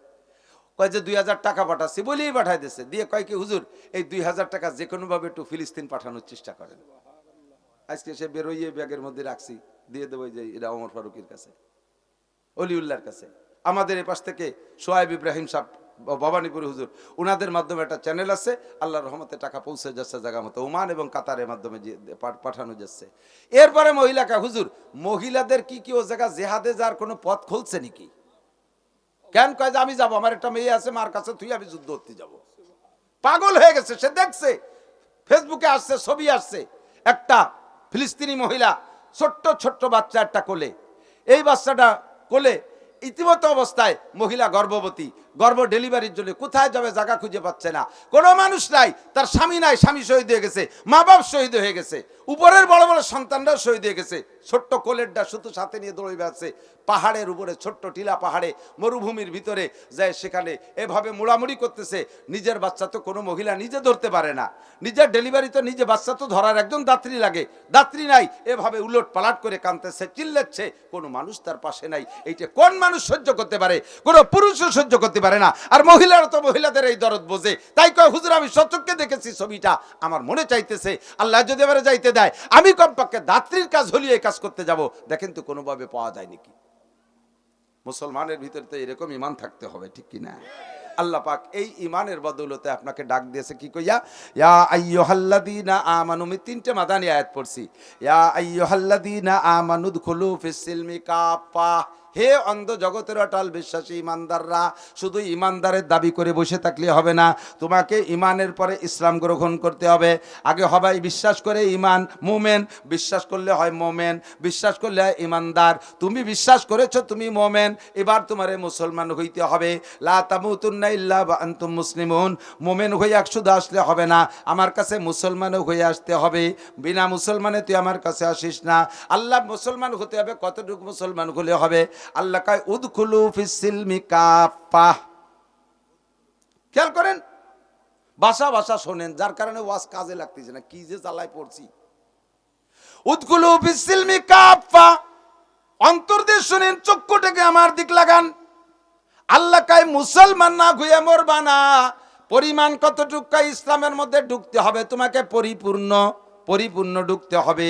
50-50 হলে হবে না। আফাতুমিনুনা বিবাযিল কিতাব ওয়া তাকফুরুনা বিবায। কোরআনের কিছু মানো যেটা তোমার পছন্দ হয়, আর কিছু মানো না। কিছুর পর আমল করো যেটা সহজ মনে হয়, কিছু আবার মানো আমল করো না যেটা তোমার কঠিন মনে হয়। এরকম তুমি করতে পারবা না। আফাতুমিনুনা বিবাযিল কিতাব ওয়া তাকফুরুনা বিবায। যদি তুমি এমন করো যে কিছু মানো কিছু মানবা না, কিছু মুসলমান কিছু অমুসলমানি ভাবে থাকো, তোমার মাথার মধ্যে মুসলমান নাই, তোমার টুপির মধ্যে ইসলাম নাই, তোমার মোসাটা মুসলমানদের মতো না, তোমার দাড়ি মুসলমানদের মতো না, তোমার পোশাক মুসলমানের মতো না। মাঝে মাঝে জুমার নামাজ পড়ো, সুযোগ পাইলে ওয়াক্তীয় নামাজ পড়ো, ঈদের সময় আসলে ঈদের নামাজ পড়ো, টাকা হইলে হজ উমরায় যাও, পয়সা হইলে কিছু যাকাত দাও। কিন্তু তুমি জায়গায় জায়গায় অনেক মাইর খাওয়া আছো, তুমি কিছু মুসলমান কিছু মুসলমান না, এরকম হলে তোমার পরিণতি কি হবে? আল্লাহ কয় ফামা জাযাউ মান ইয়াফআলু যালিকা মিনকুম ইল্লা খিজিয়ুন ফিল হায়াতিদ দুনিয়া। আমার দিক, এমন যদি মুসলমান হও তাহলে 1 নম্বর বিচার হলো দুনিয়ায় যতদিন থাকবা অতদিন সম্মান পাবা না, বেইজ্জতি অপমানিত হয়ে থাকবা, অমুসলমান কাফের মুশরিকের কাছে মাইর খাবা, পদদলিত হবা, লাঞ্ছিত হবা, অপমানিত হবা। খুঁজে দেখেন আজকে মুসলমানদের পতনের কারণ কিন্তু এই একটা। যারা পাক্কা ইসলাম গ্রহণ করেছে, ইসলামী শাসন ব্যবস্থা ব্যক্তি জীবন থেকে নিয়ে রাষ্ট্রীয় জীবন পর্যন্ত বাস্তবায়ন করেছে, আল্লাহর রহমতে দুনিয়ায় তাদের সম্মান, আল্লাহর পক্ষ থেকেও তাদের উপরে রহমত। বিশ্বাস না করেন আপনি একটু বাস্তব বর্তমানে খবর নেন। আফগানিস্তান, আজকেই খবর পাইলাম আফগানিস্তানের আমিরে শরিয়াত, যিনি সর্বোচ্চ ধর্মীয় নেতা, যিনি, উনি ঘোষণা দিয়েছেন আফগানিস্তানের প্রত্যেকটা প্রদেশে ব্যক্তি জীবন থেকে নিয়ে রাষ্ট্রীয় জীবন পর্যন্ত সম্পূর্ণ কোরআনী শরিয়া বাস্তবায়ন করিতে হইবে। কোথাও কোনো বিন্দু মাত্র ছাড় হবে না। জেনা করলে ধরা পড়লে পাথর মেরে শেষ করতে হবে। অবিবাহিত হলে 100 করে ডোরা মারতে হবে। চুরি করে ধরা পড়লে প্রথম ডান হাত কেটে দিতে হবে। এরপর আবার চুরি করলে বাম পায়ের থোড়ার নিচে কেটে দিতে হবে। আবার চুরি করলে বাম হাতের কবজা কেটে দিতে হবে। এরপরে চুরি করবা কি দিয়ে? তারপরও যদি কোনো কায়দায় চুরি করতে পারো আর করো, ধরা পড়লে ডান পায়ের কবজি কেটে দেওয়া হবে। এমন করে শরিয়াতের বিচার বাস্তবায়ন করা হবে। মদ ধরা পড়লে এই বিচার, গাঁজা ধরা পড়লে এই বিচার। ও দোস্ত, এই যে কড়া বিচার শুনে ভয় লাগতেছে, এইটা বাস্তবায়ন করলে টেকবে কয়জন? আল্লাহ কয় না, বেশি মরবে না। অফিল কিসাসে হায়াত, প্রতিশোধ মরণের পরিবর্তে প্রতিশোধ মরণ দিয়ে যদি নেওয়া হয়, তাতে মানুষের হায়াত বাড়ে, তাতে মানুষের হায়াত বাড়ে। কিভাবে বোঝেন, কথা বোঝেন? একজনকে একজনে মেরে ফেলাইছে, হত্যাকারীর যদি মেরে দাও তাহলে হায়াত বাড়ে। তো কিরম হায়াত বাড়লো? ওদিকে হত্যাকারী একটা হত্যা করলো, এদিকে হত্যাকারীরে শ্বাস প্রশ্বাসন মারিয়ে দিল, তাই মরিয়ে গেল, হায়াত বাড়লো কি রে? দুডেরে মারিয়ে দিলে হাজার মানুষের হায়াত বাড়বে, ওই মারামারির মধ্যে আর কেউ যাবে না, ঠিক না? একটা চোরের হাত কাটিয়ে দাও, বাকি চোরদের হাত ভালো থাকবে, সব চোর হাত চুরি বন্ধ হয়ে যাবে। একটা ডাকাতরে তুমি বিচার করো, বাকি ডাকাত উপযুক্ত শরীয়তের বিচার করো, ঠিক হয়ে যাবে। একটা জেনাকর, একটা ব্যভিচারকে ধরা পড়লে আপনি এই পুলিশ লাইনের সামনে রাস্তায় দাঁড়াইয়া চতুর্দিক দিয়ে যদি পাথর মারেন, ও কোথাও সেরে যেতে না পারে। চতুর্দিক দিয়ে যদি পাথর বর্ষণ হয় আর ওই পাথরের আগেতে যদি মারা যায়, যত চরিত্রহীন লুচ্চ আছে সব লুচ্চ ভয় পেয়ে যাবে, কি যাবে না? আরে তাড়াতাড়ি বিয়ে কর, অন্যায় অপকর্ম করা যাবে না। অফিল কিসাসে হায়াত, শরিয়াত বাস্তবায়ন করেছে আফগানিরা। দুনিয়ার সব মানুষ এখন তাদের দিকে তাকায় আছে। আল্লাহ কি পরিমাণ রহমত দেশে শুনলে আশ্চর্য হবেন। মাত্র 2-2.5-3 বছর তাদের স্বাধীনতা পেয়েছে তারা। 3 বছর স্বাধীনতার ভিতরে প্রথম 1 বছর যার পরে দ্বিতীয় বছরে ঢোকার সাথে সাথে তাদের মুদ্রার দাম হয়েছে কত? সারা পৃথিবীতে সবচাইতে বেশি দাম যাদের টাকার, তার ভিতরে রোল নাম্বার 3 হয়ে গেছে আফগানিস্তান। আমাকে বাংলাদেশের 4 রোল নাম্বার কয় নম্বর? 5 রোল নাম্বার অতীতে পাস করা লাগে, পাসও করে না, ফেলও করি নেই আমরা। পাস তো দূরের কথা, প্রত্যেক দিন ডেলি কয় টাকার দাম কমে গেছে। 13 সালে হজে গেছি, সে সময় 20 টাকা দিয়ে 1 রিয়াল কিনছি। আর এবার রোজার পরে উমরায় গেছি, গত রোজার পরে উমরায় গেছি, 33 টাকা দিয়ে 1 রিয়াল কিনছি। আমাকে খালি কমে আর তাকে খালি বাড়ে। আর 1 বছর, এই 3 বছরের ভিতরে যে পরিমাণ খনিজ সম্পদ বের করছে, সারা পৃথিবীর ওই সেই গডফাদাররা পশ্চিমে সগুরির দল উকি বেরি, উরে বাবা এভাবে খুশি বুঝে দিব, ওলুবিরে খাই ফেলা দিচ্ছে, ফিরে ঢোকার চেষ্টা হচ্ছে। এরা কায় এবার আজ কিছু আতে আছে। আগের বার তো শুধু কেড়াইল ছিল, এবার কেড়ালির সাথে হিয়ালা বাসও আছে। আয় খালি আয়, যাই করুক না কেন আফগান ঢুকার সাহস পাচ্ছে না। জাফরানের খ্যাত, ও দেশে জাফরান হয়, দামি জাফরান, অরিজিনাল জাফরানের চাষ হয় আফগানিস্তানে। এই যুদ্ধের বোমায় আফগানের জাফরানের খ্যাতগুলো শুকনো খেড়ের মতো এরকম মাটির সাথে মিশে গেছে। আফগানে এখন সে এই কি কয় জাফরানের চারাও খুঁজে পাওয়া যায় না। মুসলমানদের হাতে আফগান আসার সাথে সাথে আল্লাহর রহমতে হালকা পাতলা যা বৃষ্টি হয়েছে, সেই মরা জাফরান গাছের থেকে যে জাফরানের চাষ হয়েছে, বিগত জীবনেও কোনোদিন দুনিয়া জন্মের পরে থেকে এত সুন্দর আর কোনোদিন হয়নি। আর আনারের গল্প তো মাঝে মাঝে দেই। আগে ওই জায়গায় আফগানিস্তানে যুদ্ধের আগে 1 কেজি আনার হইতে 4 আনার লাগতো, 4 আনারে 1 কেজি। স্বাধীনের পরে মুজাহিদদের হাতে আসার পরে আল্লাহর রহমত আসছে, এখন 1 আনারে 1 কেজি হয়, কোন 1 আনারে 1.5 কেজি হয়। আর তাদের আনারের রস সেই আমেরিকার জিব্বে দিয়ে পানি বলতে, বাবা আমাকে 2 বোতল দিও। এই রোজার মাস ভরিয়ে নেছে আর খাইছে, তারা গেলছে। আমেরিকার মুসলমানদের নাম আব্দুল্লাহ আব্দুর রহমান। জাপানের সেই জাপানে মুসলমান, অরিজিনাল জাপানি, সে জায়গায় যদি মুসলমান হয় তার নাম আব্দুর রহমান, আব্দুর রহিম, আব্দুল কালেক, আব্দুল মালেক, ঠিক কিনা? জাপানিরা ইংরেজি এখনো পড়তে চায় না। ওই ইংরেজরা, আমেরিকানরা হিরোশিমায় বোমা মারছিল, সেই রাগে জাপানিরা আজও ইংরেজি পড়তে চায় না। শুধুমাত্র তাদের পণ্যকে এক্সপোর্ট করার জন্য আন্তর্জাতিক ভাষা বানায় দিয়েছে ইংরেজি, সেই জন্য একটু লেখাপড়া করে ইংরেজি। বাকি তারা তাদের ভাষাই বিজ্ঞানী, তাদের ভাষায় বিজ্ঞানী, বিশ্বের শ্রেষ্ঠ বিজ্ঞানী জাপানে। প্রযুক্তিতে তারা সর্বশীর্ষে। ইংরেজি 1 লাইনও পড়লো না, ইংরেজি পড়লোই না, নিজেদের ভাষা দিয়ে তারা বিজ্ঞানী হইয়া এত আবিষ্কার করতে পারলো। তাহলে আমি কেন ইংরেজি পড়ে নিজের পাণ্ডিত্য জাহির করতে যাব? ইংলিশ না পড়লে সেটা শিক্ষিত না, ইংলিশ না বলে শিক্ষিত না। ইংরেজি আন্তর্জাতিক ভাষা। কিসের সাথে তার আন্তর্জাতিক? পৃথিবীর 800 কোটি মানুষের ভিতরে 200 কোটি মানুষে অবিরাম শুদ্ধ ইংরেজি ভাষায় কথা বলতে পারে না, 200 কোটি মানুষে পারে না। কারণ 800 কোটি মানুষের ভিতরে 450 কোটি মানুষ হলো এশিয়া মহাদেশে। 800 কোটির 450 কোটি মানুষই এশিয়া এক মহাদেশে, আমাদের মহাদেশে। আর 350 কোটি ওই পাশে 6 মহাদেশে। সেই 350 কোটির ভিতরে খুঁজে দেখেন কয়জনে অবিরাম শুদ্ধ ভাষা ইংরেজি বলতে পারে। আর আমাদের এশিয়া মহাদেশে কয়জন বলতে পারে? এ জায়গা যে কয়জন আছেন পার্সেন্ট এরকমই বের হবে। এ জায়গা যে কয়জন বসা আছেন আমার মনে হয় জনতে 2-3 জন হয়তো ইংরেজি কথা বলতে পারেন অবিরাম, তাও মনে হয় পাবেন কি পারা যাবে কিনা। আমি জীবনেও ইংরেজি কইতে পারি না, আমার তো ছেলে মেয়ে কম হয় না, আমি তো ভাত কম খাতে পারি না, আমার তো কামাই রোজগার কম নাই, আমার তো মান সম্মান কম নাই, আমার তো কোনোটাই অসুবিধা হচ্ছে না। ইংরেজি বলতে পারি না বলে আমার পেটে হজম হচ্ছে না তা না, আমার গ্যাস বেরিয়ে যাচ্ছে তা না। কিন্তু 200 কোটি মুসলমান যদি নামাজ পড়তে যায়, সুরো ভাতা ইংরেজিতে বললে হবে না? কথা কয় না। সুরো ভাতা ইংরেজিতে বললে হবে? আত্মাহেতু তো বললে হবে? দোয়া কুনুত ইংরেজিতে? কিসি বলা লাগবে? তাহলে 800 কোটি মানুষের ভিতরে 50 কোটি মানুষে অবিরাম ইংরেজি বলতে পারে। সেই ভাষা যদি হয় ইন্টারন্যাশনাল, 200 কোটি মানুষের 200 কোটি মানুষেরই নামাজের মধ্যে আরবি লাগে, নামাজের মধ্যে আরবি লাগে। এই আরবি 200 কোটি মানুষের ভাষা, কাজেই 200 কোটি ভাষা, 200 কোটি মানুষের ভাষা আরবি, এটাই হবে ইন্টারন্যাশনাল। কে আমার ইন্টারন্যাশনাল কইল না তাতে আমার কিছু আসে যায় না।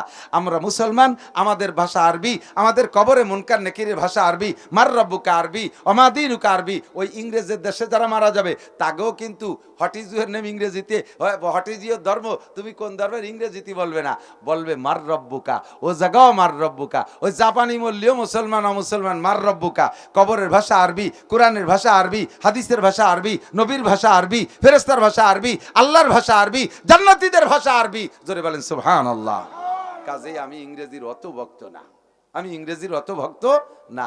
এই মুসলমান যুবক, আজকে থেকে পাক্কা সিদ্ধান্ত, পর্দার আড়ালের মা বোনেরা, ওলামায়ে কিরামরা বর্তমানে যেই আন্দোলনটা করতেছে, আমরা ফিল্ডে যে যুদ্ধ করতে পারবো না, আমরা তাদের সাথে যুদ্ধ আল্লাহই আমারে বলে দিয়েছে, তাদের বন্ধু বানাবা না। বন্ধু না বানাইতে, বন্ধুর বিপরীত শত্রু, বন্ধুর বিপরীত শত্রু, তাদের সাথে শত্রুতাই করতে আল্লাহ তাআলা বলছেন। আল্লাহ নিজে বলছেন কাতিলুহুম হাইসু ওয়াজাতুমুহুম, যেখানে পাও সেখানে হত্যা করে দাও। ফাজরিবুহুম ফাওকাল আনাক ওয়াজরিবু মিনহুম কুল্লা বানান, মাথায় বাড়ি দিয়ে ফেলাই দিবি, বাড়ইয়ে গিরে ছুটোই ফেলবি। মাইরু আল্লাহ শিয়ে দিছে। এ কি মারতি কইছে মুসলমান রে? অমুসলমানকে মারতি কইছে না? তাহলে মারামারি করতে আল্লাহ বলছেন 682টা আয়াত কইছে জিহাদের মারামারি করার। আমরা এখন ওই জায়গা যাইয়ে মারামারি করতে পারতেছি না, তা আমরা যা পারি তাই করতে পারি না? কতক্ষণ যা পারি তাই করতে পারি না? বদরের যুদ্ধের সময় মুসলমান তো অল্প কয়জন, আর ওই লিডাররা আইছে 1000। তো এক মুসলমান একটা কাফের রে এক কোপ দিয়ে হাত একখান কাটি ফেলাইছে। ও ওই কাফের এবার আরাকাত দিয়ে তরবারি ধরছে, মুসলমান আরাক কোপ দিয়ে আরাকাত কাটি ফেলাইছে। 2 খান শেষ, এখন তো তরবারি ধরার নাই, এখন তো তার মরা অনিবার্য। এবার আরাক কোপ দিয়ে ঠ্যাং একখান ফেলাই দিছে। মরার আগে যতটুকু হুঁশ আছে ওই কাফের, কাফের মরতিছে, মুসলমানে মারতিছে আর কাফের এটা মরতিছে, 3 খেল ফেলাই দিছে। এখন কি আর তার যুদ্ধ করার কিছু আছে? মরবেই অনিবার্য, উবার শিওর হয়ে গেছে, মরিয়ে তো যাবই, এখন ধরে গলাটা কাটবে। ওই কাফের লাস্ট সিদ্ধান্ত যে মরিয়ে তো যাবই, মরার আগে যতটুক পারি মুসলমানদের ক্ষতি করে তুই মরব। কি ক্ষতি? মুসলমানদের ওই বদরের যুদ্ধের ময়দানে পানির ছোট্ট কুয়ো বানাইছে, ওর মধ্যে একটু পানি জমছে, গতকালকে বৃষ্টি নেমছিল, সেই বৃষ্টির পানি, আর যেটুক পানি নেছিল ওর মধ্যে ঢেলি রাখছে। এই কাফের লাভ দিয়ে একখান ঠ্যাং, মরার আগে লাভ দিয়ে যায় সেই ঠ্যাং খান পানির মধ্যে নামাই দিয়ে এক ঠ্যাং দিয়ে পানি গুলাচ্ছে। আর একদিক দিয়ে মুসলমান তার গলা কাটতেছে, আর মরার ভিতর দিয়ে পানি গুলাই, মরিও যদি যায় তবু মুসলমানের মরার আগে পানি টুকুলি গুলাই দিয়ে যাব। কত বড় শয়তান চিন্তা!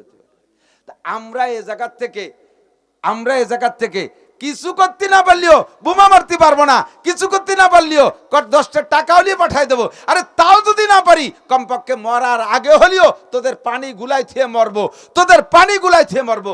বিশ্বের সমস্ত ইসরায়েলি পণ্য আজকে থেকে আমরা চিরতরে বর্জন করলাম। এই পণ্য বর্জনের মাধ্যমে হলে আমরা পানি গুলাই থিয়ে মরবো। কতক্ষণ ঠিক না? যা পারি তাই করবো, যা পারি তাই করব। তাতে এই যে কালকের ঘোষণা হয়েছে, তো ইন্টারন্যাশনাল ঘোষণা, এই ঘোষণার পরে কালকের থেকে নিয়ে আজকে পর্যন্ত 24 ঘন্টায় 8.4 বিলিয়ন ডলারের অর্থনৈতিক ক্ষতি হয়েছে ইসরায়েলের। 24 ঘন্টা অব্যাহত যদি থাকে, তা তো এখনো অনেক মুসলমান জানে না। 2-4 জন আমরা মাথায় মাথায় যারা একটু কেক কোক কিনে খেতাম, একটু কোকা কোলা ফান্টা পেপসি কিনে খাইতাম, লাক্স মাছ কিনতাম, তা ফেয়ার অ্যান্ড লাভলি, ডাব সাবান টাবান কিনতাম। এই মাথায় মাথায় কিছু লোকে বর্জন করছে বিশ্বব্যাপী, তাতে একদিনই যদি এই হয় 200 কোটি মুসলমান যদি বর্জন করে, ইনশাআল্লাহ তারা পঙ্গু হইতে বাধ্য হবে, তারা অর্থনৈতিক মহামারী খেয়ে যাবে। আর অস্ত্র বানাইতে বর্জন কেন করব না? খেয়াল করেন, আপনি এই জায়গায় একটা পেপসি কিনে খান, পেপসিটার দাম নেছে কয় টাকা? ধরে দেন 25 টাকা।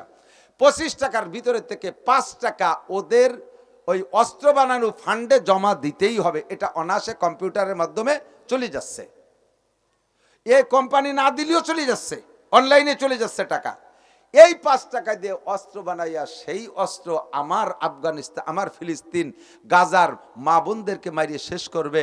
গর্ভবতী মহিলারে ডেলিভারি হওয়ার সুযোগ দেবে না, দাত্রীর কাছে যাওয়ার সুযোগ দেবে না, হাসপাতাল শেষ করে দেবে। কচি কচি বাচ্চাদেরকে মারা কোলে করে এইভাবে সাপটে। আমাদের দেশে সারা দুনিয়ায় মানুষ দাফন করে পুরুষরা, ঠিক না? সেদিন দেখলাম কোনো পুরুষ নাই, বাচ্চারে বা 3টে বাচ্চারে এক গর্তের মধ্যে দিয়া মহিলারা বেলচাই দিয়ে খুঁচিয়ে তার ভিতরে উপরে চালি কার্টন নাই চালির জন্য, ওই কার্টনের যে কাগজ, এই কার্টনের কাগজ দিয়ে তার উপরে মহিলারা মাটি দিচ্ছে কোদাল দিয়ে বেলচাই দিয়ে। আর যাদের বাচ্চা মরছে সেই মহিলাগুলো আষাঢ় ফাষাঢ় খেয়ে মরতেছে। ও মা, হে আমার দেশের গোপালগঞ্জের বোনরা, তোমার মতো আরেকটা বোন এভাবে কাঁদতেছে, আহাজারি করতেছে, আর তুমি তাদের ডাব সাবান না হলে ব্যবহার করতে পারো না, তুমি তাদের ফেয়ার অ্যান্ড লাভলি ছাড়া চেহারার নূর বাড়াইতে পারো না, তুমি তাদের সিলিকন কি যেন আছে, সিল্ক না, সিল্ক শ্যাম্পু ইত্যাদি না ব্যবহার করলে তোমার চুল ফোলে না। তুমি এ দেশের চুল ফুলাও, আর ও দেশে তারা দাপায় দাপায় মরতেছে, এই টাকায় দিয়ে অস্ত্র বানায় মারতেছে। আজকে থেকে মুসলমান যদি হও, পাক্কা মুসলমান যদি হও, অন্ধ জগতের অটল বিশ্বাসী হও, তাহলে আজকে থেকে পাক্কা সিদ্ধান্ত, যেই দোকানে কোকা কোলার ফ্রিজ থাকবে আমি ওই দোকানের অন্য মালও কিনবো না। ওর ফ্রিজ বের করতে হবে, ওর পেপসির ফ্রিজ বের করতে হবে, ওর পেপসির ফ্রিজ বের করতে হবে, ওর 7 আপের ফ্রিজ বের করতে হবে। ওই দোকানের থেকে আমি অন্য মালও কিনবো না। বয়কট! আমি যদি বয়কট করতে না, কিসের মুসলমান? তারা আমার কিছু নেয় না, আমার কাছ থেকে তেল নিয়ে সেই তেল দিয়ে বিমান উড়াইয়া সেই বিমান দিয়ে বোমা মারবে। আর মধ্যপ্রাচ্যের দাতালের গুলো সেইগুলো চাইছে দেখবে। আমরা কিছু করতে না পারলে আমরা এখান থেকে বয়কট করলাম, আমরা তাদের কোনো কিছু আর মহব্বত করব। যুবকরা সিদ্ধান্ত নাও, আর 1 বছরের ভিতরে হয়তো তোমাদের সেই বিশ্বকাপ খেলা আসবে। বিশ্বকাপ খেলায় আমার মুসলমান হারতি হারতি যদি 7 তবক মাটির নিচে চলে যায়, মুসলিম দেশ ছাড়া অন্য কোনো দেশের খেলা তো এমনি জায়েজ নাই, তারপরে তোমরা সমর্থন না করে পারবা না। ওই কি বলে ব্রাজিল, আর্জেন্টিনা, আরো যারা আছে সব নাসারা, সব খ্রিস্টান, আল কুফরু মিল্লাতুন ওয়াহিদা, সব মিলে সব রসুলের পাশায় এক জায়গা, তারা আমাদের মুসলমানকে মারবে, আর আমরা তাকে পতাকা আমাকে বাড়ির উপরে উড়বো। এটি কিন্তু আল্লাহ রসুলের কলিজায় খুব আঘাত লাগে, খুব আঘাত লাগে।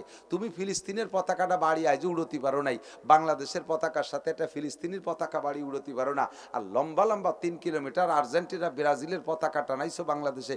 সে সময় বাংলাদেশ সরকার তোমার কিচ্ছু কয় নাই, আর এখন তোমার ভয় লাগতেছে। কোনো ভয় নাই, লা নাখাফু আহাদান ইল্লাল্লাহ, আল্লাহ ছাড়া কেউকে ভয় করি। মুখে বলেন না অন্তরেতে বলেন, ভয় করি কাকে? মরে তো যেতেই হবে, মরে তো যেতেই হবে। 50,000, 60,000, 1 লক্ষ মানুষ যেভাবে মরে গেছে, আমাকেও সেভাবে মরে যেতে হবে। তবে আমি এভাবে নরমাল মরণ চাই না, আমি শহীদি মরণ মরতে চাই, আমি শহীদি মরণ মরতে চাই। আল্লাহ সুযোগ করে দাও, বলেন আমিন। নাকি ভয় পাচ্ছেন? না ভয় পাচ্ছি তো, বোমা মেরে মারবে কি? আরে না, কোনো ভয় নেই, এক্ষুনি চলে যাবো ইনশাআল্লাহ। ডাক আসতে চলে যাবো, লা নাখাফু আহাদান ইল্লাল্লাহ। আমরা সেখানে যাওয়ার আগে আমাদের এই দেশীয় জেহাদ যেটা, সেটা হলো এখন থেকে খুঁজবেন, এখন থেকে খুঁজে নেবেন প্রত্যেকটা। RFL কোম্পানির কোনো প্লাস্টিক কিনবো, তারা এই দেশে ব্যবসা করে টাকা নিয়ে চলে যাবে ওই দেশে। আমার দেশের যে সমস্ত কোম্পানি আছে, ওকে একটু নর্মাল, আমি আমার দেশের পণ্য কিনবো, দেশের টাকা দেশের মধ্যেই থাকবে। কতক্ষণ কয় যদি রোগে সেবে না পাবার ভালো লাগে কি করবো, একটু কম ভালো লাগাও দিয়ে জিব্বের একটু সাইজ করো, সাবান দিয়ে ধুয়ে ফেলো জিব্বেটারে, সাইজ দিয়ে ঢুলে জিব্বে সাফ করে ফেলো, ওকে ভালো লাগা তার খাবোই না। ডাব সাবান ব্যবহার করবেন না, লাখ সাবান ব্যবহার খুঁজবেন, এই যেগুলো ইসরায়েলি কোম্পানি, এগুলো আমরা পরিহার করলাম, এটা হলো আমার আল্লাহর হুকুম পালনের এক অংশ হবে। আল্লাহ তাআলা আমাদের আমল করার তৌফিক দান করে, বলেন আমিন। এখন পাক্কা মুসলমান হওয়ার জন্য বহুত কিসসা, পুরো 30 পারা আপনাদেরকে শুনাইতে হবে। নবী পাকের সম্পূর্ণ হাদিসগুলো যদি আপনাদের শুনাইতে পারি, তাহলে পাক্কা মুসলমানিত্ব আমি খুঁজে নিতে পারবো যে পরিপূর্ণ মুসলমান হওয়া যায় কি করে। তো কম পক্ষে মানে ইউনিফর্মটা চেঞ্জ করে ফেলি। ইউনিফর্ম চেঞ্জ করেন। এদিক তাকান, সেনাবাহিনীর ইউনিফর্ম আছে না? ইউনিফর্ম মানে কি? ডিপার্টমেন্টাল পোশাক। পুলিশের ইউনিফর্ম আছে না? এখানে আপনাদের পুলিশরা নিজে পুলিশরা চাকরি করে, ওই পুলিশের আর এক ভাই যদি আর্মির চাকরি করে, এখানে পুলিশের চাকরি করে এক ভাই, আর এক ভাই আর্মির চাকরি করে।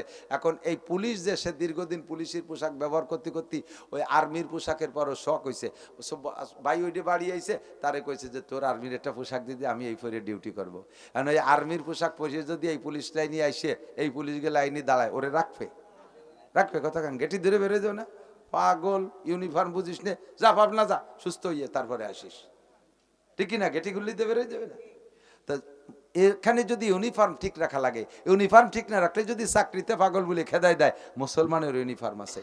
এই পাশা বেরোনো প্যান্ট মুসলিম ইউনিফর্ম না, নায়কের মতো গেঞ্জি মুসলিম ইউনিফর্ম না, তারপরে পশ্চিমে কাটিং চুল মুসলিম ইউনিফর্ম না, তাদের মতো বারেন্দাওয়ালা ক্যাপ মুসলিম ইউনিফর্ম না। মুসলিম ইউনিফর্ম সুন্নতি পোশাকের অধীনে আসেন, দেখতেও ভালো, আর এই পোশাক পরার সাথে সাথে অনেক অন্যায় থেকে ফিরে আসা যায়। অনেক অন্যায় থেকে সুন্নতগুলো হলো, যত সুন্নত আছে, সুন্নত হলো ইমানের বেড়া। কতক্ষণ বোঝেন নাই বা খেয়াল করেন নাই, তার বুঝবেন কি? সুন্নত গুলো হলো ইমানের বেড়া। আপনার মুখে যতদিন দাড়ি ছিল না, ততদিন মুখ দিয়ে যা বলতে পারছেন আর যা করতে পারছেন, একটু লম্বা দাড়ি রাখেন, দেখবেন যে আপনার দাড়িতে ঠেয়ে ফেলাইছে, ভিতরে একটা কামড়ে। বাড়ি দাড়ি রেখে এমন কাজ করব, দাড়ি রেখে এমন একটা ভাষা খারাপ করব, এই দাড়িতে ঠেয়ে ফেলাইছে, তাহলে ইমানের বেড়া হলো না? যতক্ষণ টুপি আর বড় জামা গায়ে নাই, অতক্ষণ যা করতে পারছেন, একটা টুপি আর পাগড়ি পরে গোল একটা জামা গায়ে দেন, দেখবেন যে তা করতে পারবেন না। এই সুন্নতে আপনার অন্যায় থেকে ফিরে ফেলাই দেবে, ঠিক না? অনেক অন্যায় থেকে সুন্নতে ফিরেবে। কাজেই সুন্নতের পাবন্দি করি, পরিপূর্ণ মুসলমান হওয়ার চেষ্টা করি। ভাষাগত ত্রুটি বিচ্যুতি মার্জনীয়। আল্লাহ তাআলা যা বলাও শোনার আমল তৌফিক দিয়েছে, আমল করারও তৌফিক দান করেন, আমিন। আর এই কথাগুলো আমলে আনার জন্য একটা ট্রেনিং সেন্টারে যেতে হয়। একটা ট্রেনিং সেন্টারে কোনো কাজ, ট্রেনিং সেন্টার পুলিশের যেদিন লোক নেয়, ওই দিন নিয়ে কি ওকে হাতে রাইফেল দিয়ে দেয়? 7 মাস 8 মাস 12 মাস 13 মাস রাজারবাগ পুলিশ লাইনে নিয়ে আগে সারদা ট্রেনিং সেন্টারে নিয়ে ট্রেনিং করাতো, এরপরে কসম টসম খাওয়াইয়া তারপরে রাইফেল বন্দুক দিত। দৈরেই সেই দিন রাইফেল দিলে চালাতে পারবে না। আমরাও মুসলমান কলেমা পড়ার সাথে সাথে ইসলামটা পরিচালনা করতে পারবো না। আমার একটা ট্রেনিং সেন্টারে যেতে হবে। ট্রেনিং সেন্টার হলো দাওয়াত ও তবলিগ। ট্রেনিং সেন্টার তবলিগি জামাত। ওখানে গেলে অজু হাতে ধরে আমির সব শিখিয়ে দেয়, কুলি করা শেখায়, নাকে পানি দেওয়া শেখায়, মেসক করা শেখায়, লুকমা মুখে দেবেন কিভাবে তা শেখায়, লুঙ্গি পরা শেখায়, টুপি পাগড়ি পরা শেখায়, চুল রেখা কাটা শেখায়, মোস কাটা শেখায়। শিখায় কি শিখায় না? ঢিলা শেখায়, কুলুক শেখায়, মেসক শেখায়, দস্তরখান বিছানো শেখায়। এমনকি সুতি দিশে পান না, সুতিও দিশে পায় না। কিন্তু সুতি দিশে পায় না এরকম কিটা আছে? বাড়ি কত কায়দায় সুই, সুতি লুঙ্গি খুলিয়ে খাটের নিচে চলে যায়, তাও সুই। এই যে উল্টো পাল্টা শোন, এই শোয়াটা হয় না। এও তবলিগি যাইয়া শুয়ে দেয়, যাইয়া মসজিদের মধ্যে শুয়ে রয়েছে, বাড়ির নিয়ে তৈয়ে কাপড় যে কোয়ানে তার খবর নাই। আমি সবাই যে টানি টুনি আটকা দিয়ে কাজে কাকা কালকে তলে গিরিয়ে দিয়ে শুয়ে না। মসজিদে এভাবে শোয়া যায় না। সব হাতে ধরে শিক্ষা দেয়, ঠিক না? সব কিছু শিখায়। কাজেই আপনারা কাছে কাছে আছেন, প্রত্যেক বৃহস্পতিবার একটু মার কাজে যান।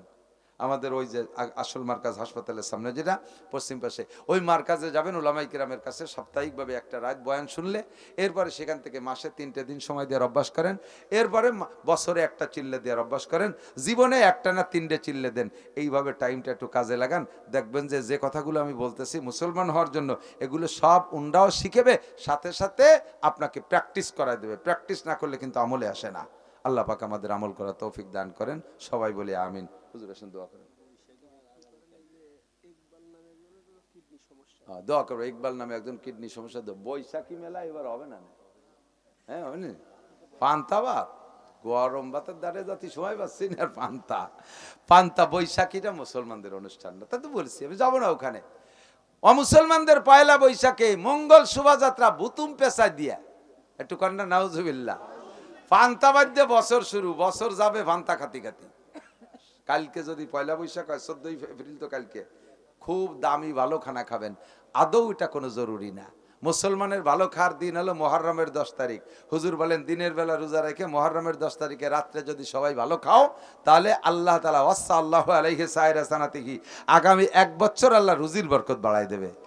আর যদি বছর শুরু আরো পয়লা বৈশাখ ফান্তা বাদ দিয়ে, তাহলে ধান কিন্তু সব এখনো ডাঙ্গায় রয়েছে, চুবইয়ে বা ধান রে ফান্তা বানা ফেলবে, ডুবইয়ে কাটা লাগবে। তবারও আল্লাহর কাছে মাপ চাও, ওই আর ফান্তা ফসা ইলিশের মধ্যে আমরা যাব না ইনশাআল্লাহ। আমরা দোয়া মুনাজাত ইবাদতের মাধ্যমেই ইনশাআল্লাহ আগামী বছর শুরু করব। এক শুরু করছি জানুয়ারিতে, আর এক শুরু করব কালকে পয়লা বৈশাখে, আর এক শুরু করব মুহররমের 10 তারিখে। সবগুলো ইবাদতের মাধ্যমে, কোনো গুনার মাধ্যমে কোনো বছর শুরু করব।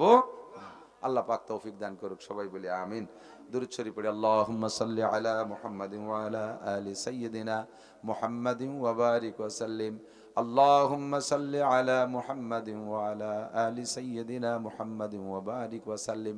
ফাঁকে বলে যাই, ইমাম সাহেবের কাছে যদি পারেন, এর যখন পারে, এখনই দেওয়া লাগবে তা না, 100 টাকা জমা দিয়ে যান, টাকা পাঠানোর ব্যবস্থা আছে আল্লাহর রহমতে।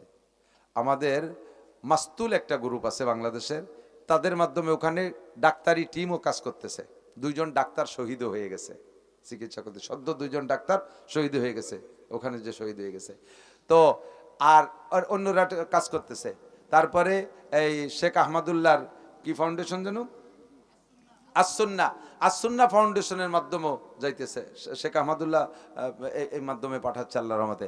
আরো বিভিন্ন মিডিয়া, তা আমাদের এ পাশে কাছে কাছে আছে, আমাদের এখানে কাছে কাছে আছে। আমরা ভবানীপুর মাদ্রাসায় দিলে, ভবানীপুরে যে এরা সোহাইব সাহেবরা তো কয়েক ভাই কাতার থাকে, এ মাধ্যমে আমরা ইনশাল্লাহ টাকা পৌঁছাইতে পারি। তো এখন এই যে দিয়ারি মন্ত্রী যুবকরা, তার নাম একটু যাও দি, যাবে আপনাদের কাছে, যাবে, দেবেন কিছু, হ্যাঁ যাও তো, যাও যাও দিয়ে যাও দিয়ে যাও, যাবে, যে যা পারেন দেন বিসমিল্লাহ। কালকে শুক্রবারে, গত শুক্রবারে আমি কুয়াডাঙ্গা বাস স্ট্যান্ড মসজিদে, ওখানে 6000 টাকা কালেকশন হয়ে গেছে। ও টাকা ইমাম সাহেবরা বলছি ভবানীপুর পৌঁছে দেওয়ার জন্য। আর আমার কাছে এখনো আছে প্রায় 2200 টাকার মতো, 2200-2300 টাকা আছে। ইনশাআল্লাহ এটাও পাঠাই দেবো। সবাই দেন, সবাই দেন। আর আশপাশের মাদ্রাসাগুলোর দিক খুব খেয়াল করবেন। আমাদের রাজনৈতিক অবস্থান একদিক, আর আমাদের ধর্মীয় অবস্থান ধর্মীয় দিক। রাজনীতি যার যার জায়গায় সে যেমন পারে করে বেড়াকবো, কিন্তু আমাদের মসজিদ মাদ্রাসা ঠিক রাখতে হবে না, কথা বলেন? নইলে আমাদের ছেলে মেয়ে লেখাপড়া শিখবে কোত্থেকে? আমাদের ওইটারে এইটার মধ্যে আনবো না।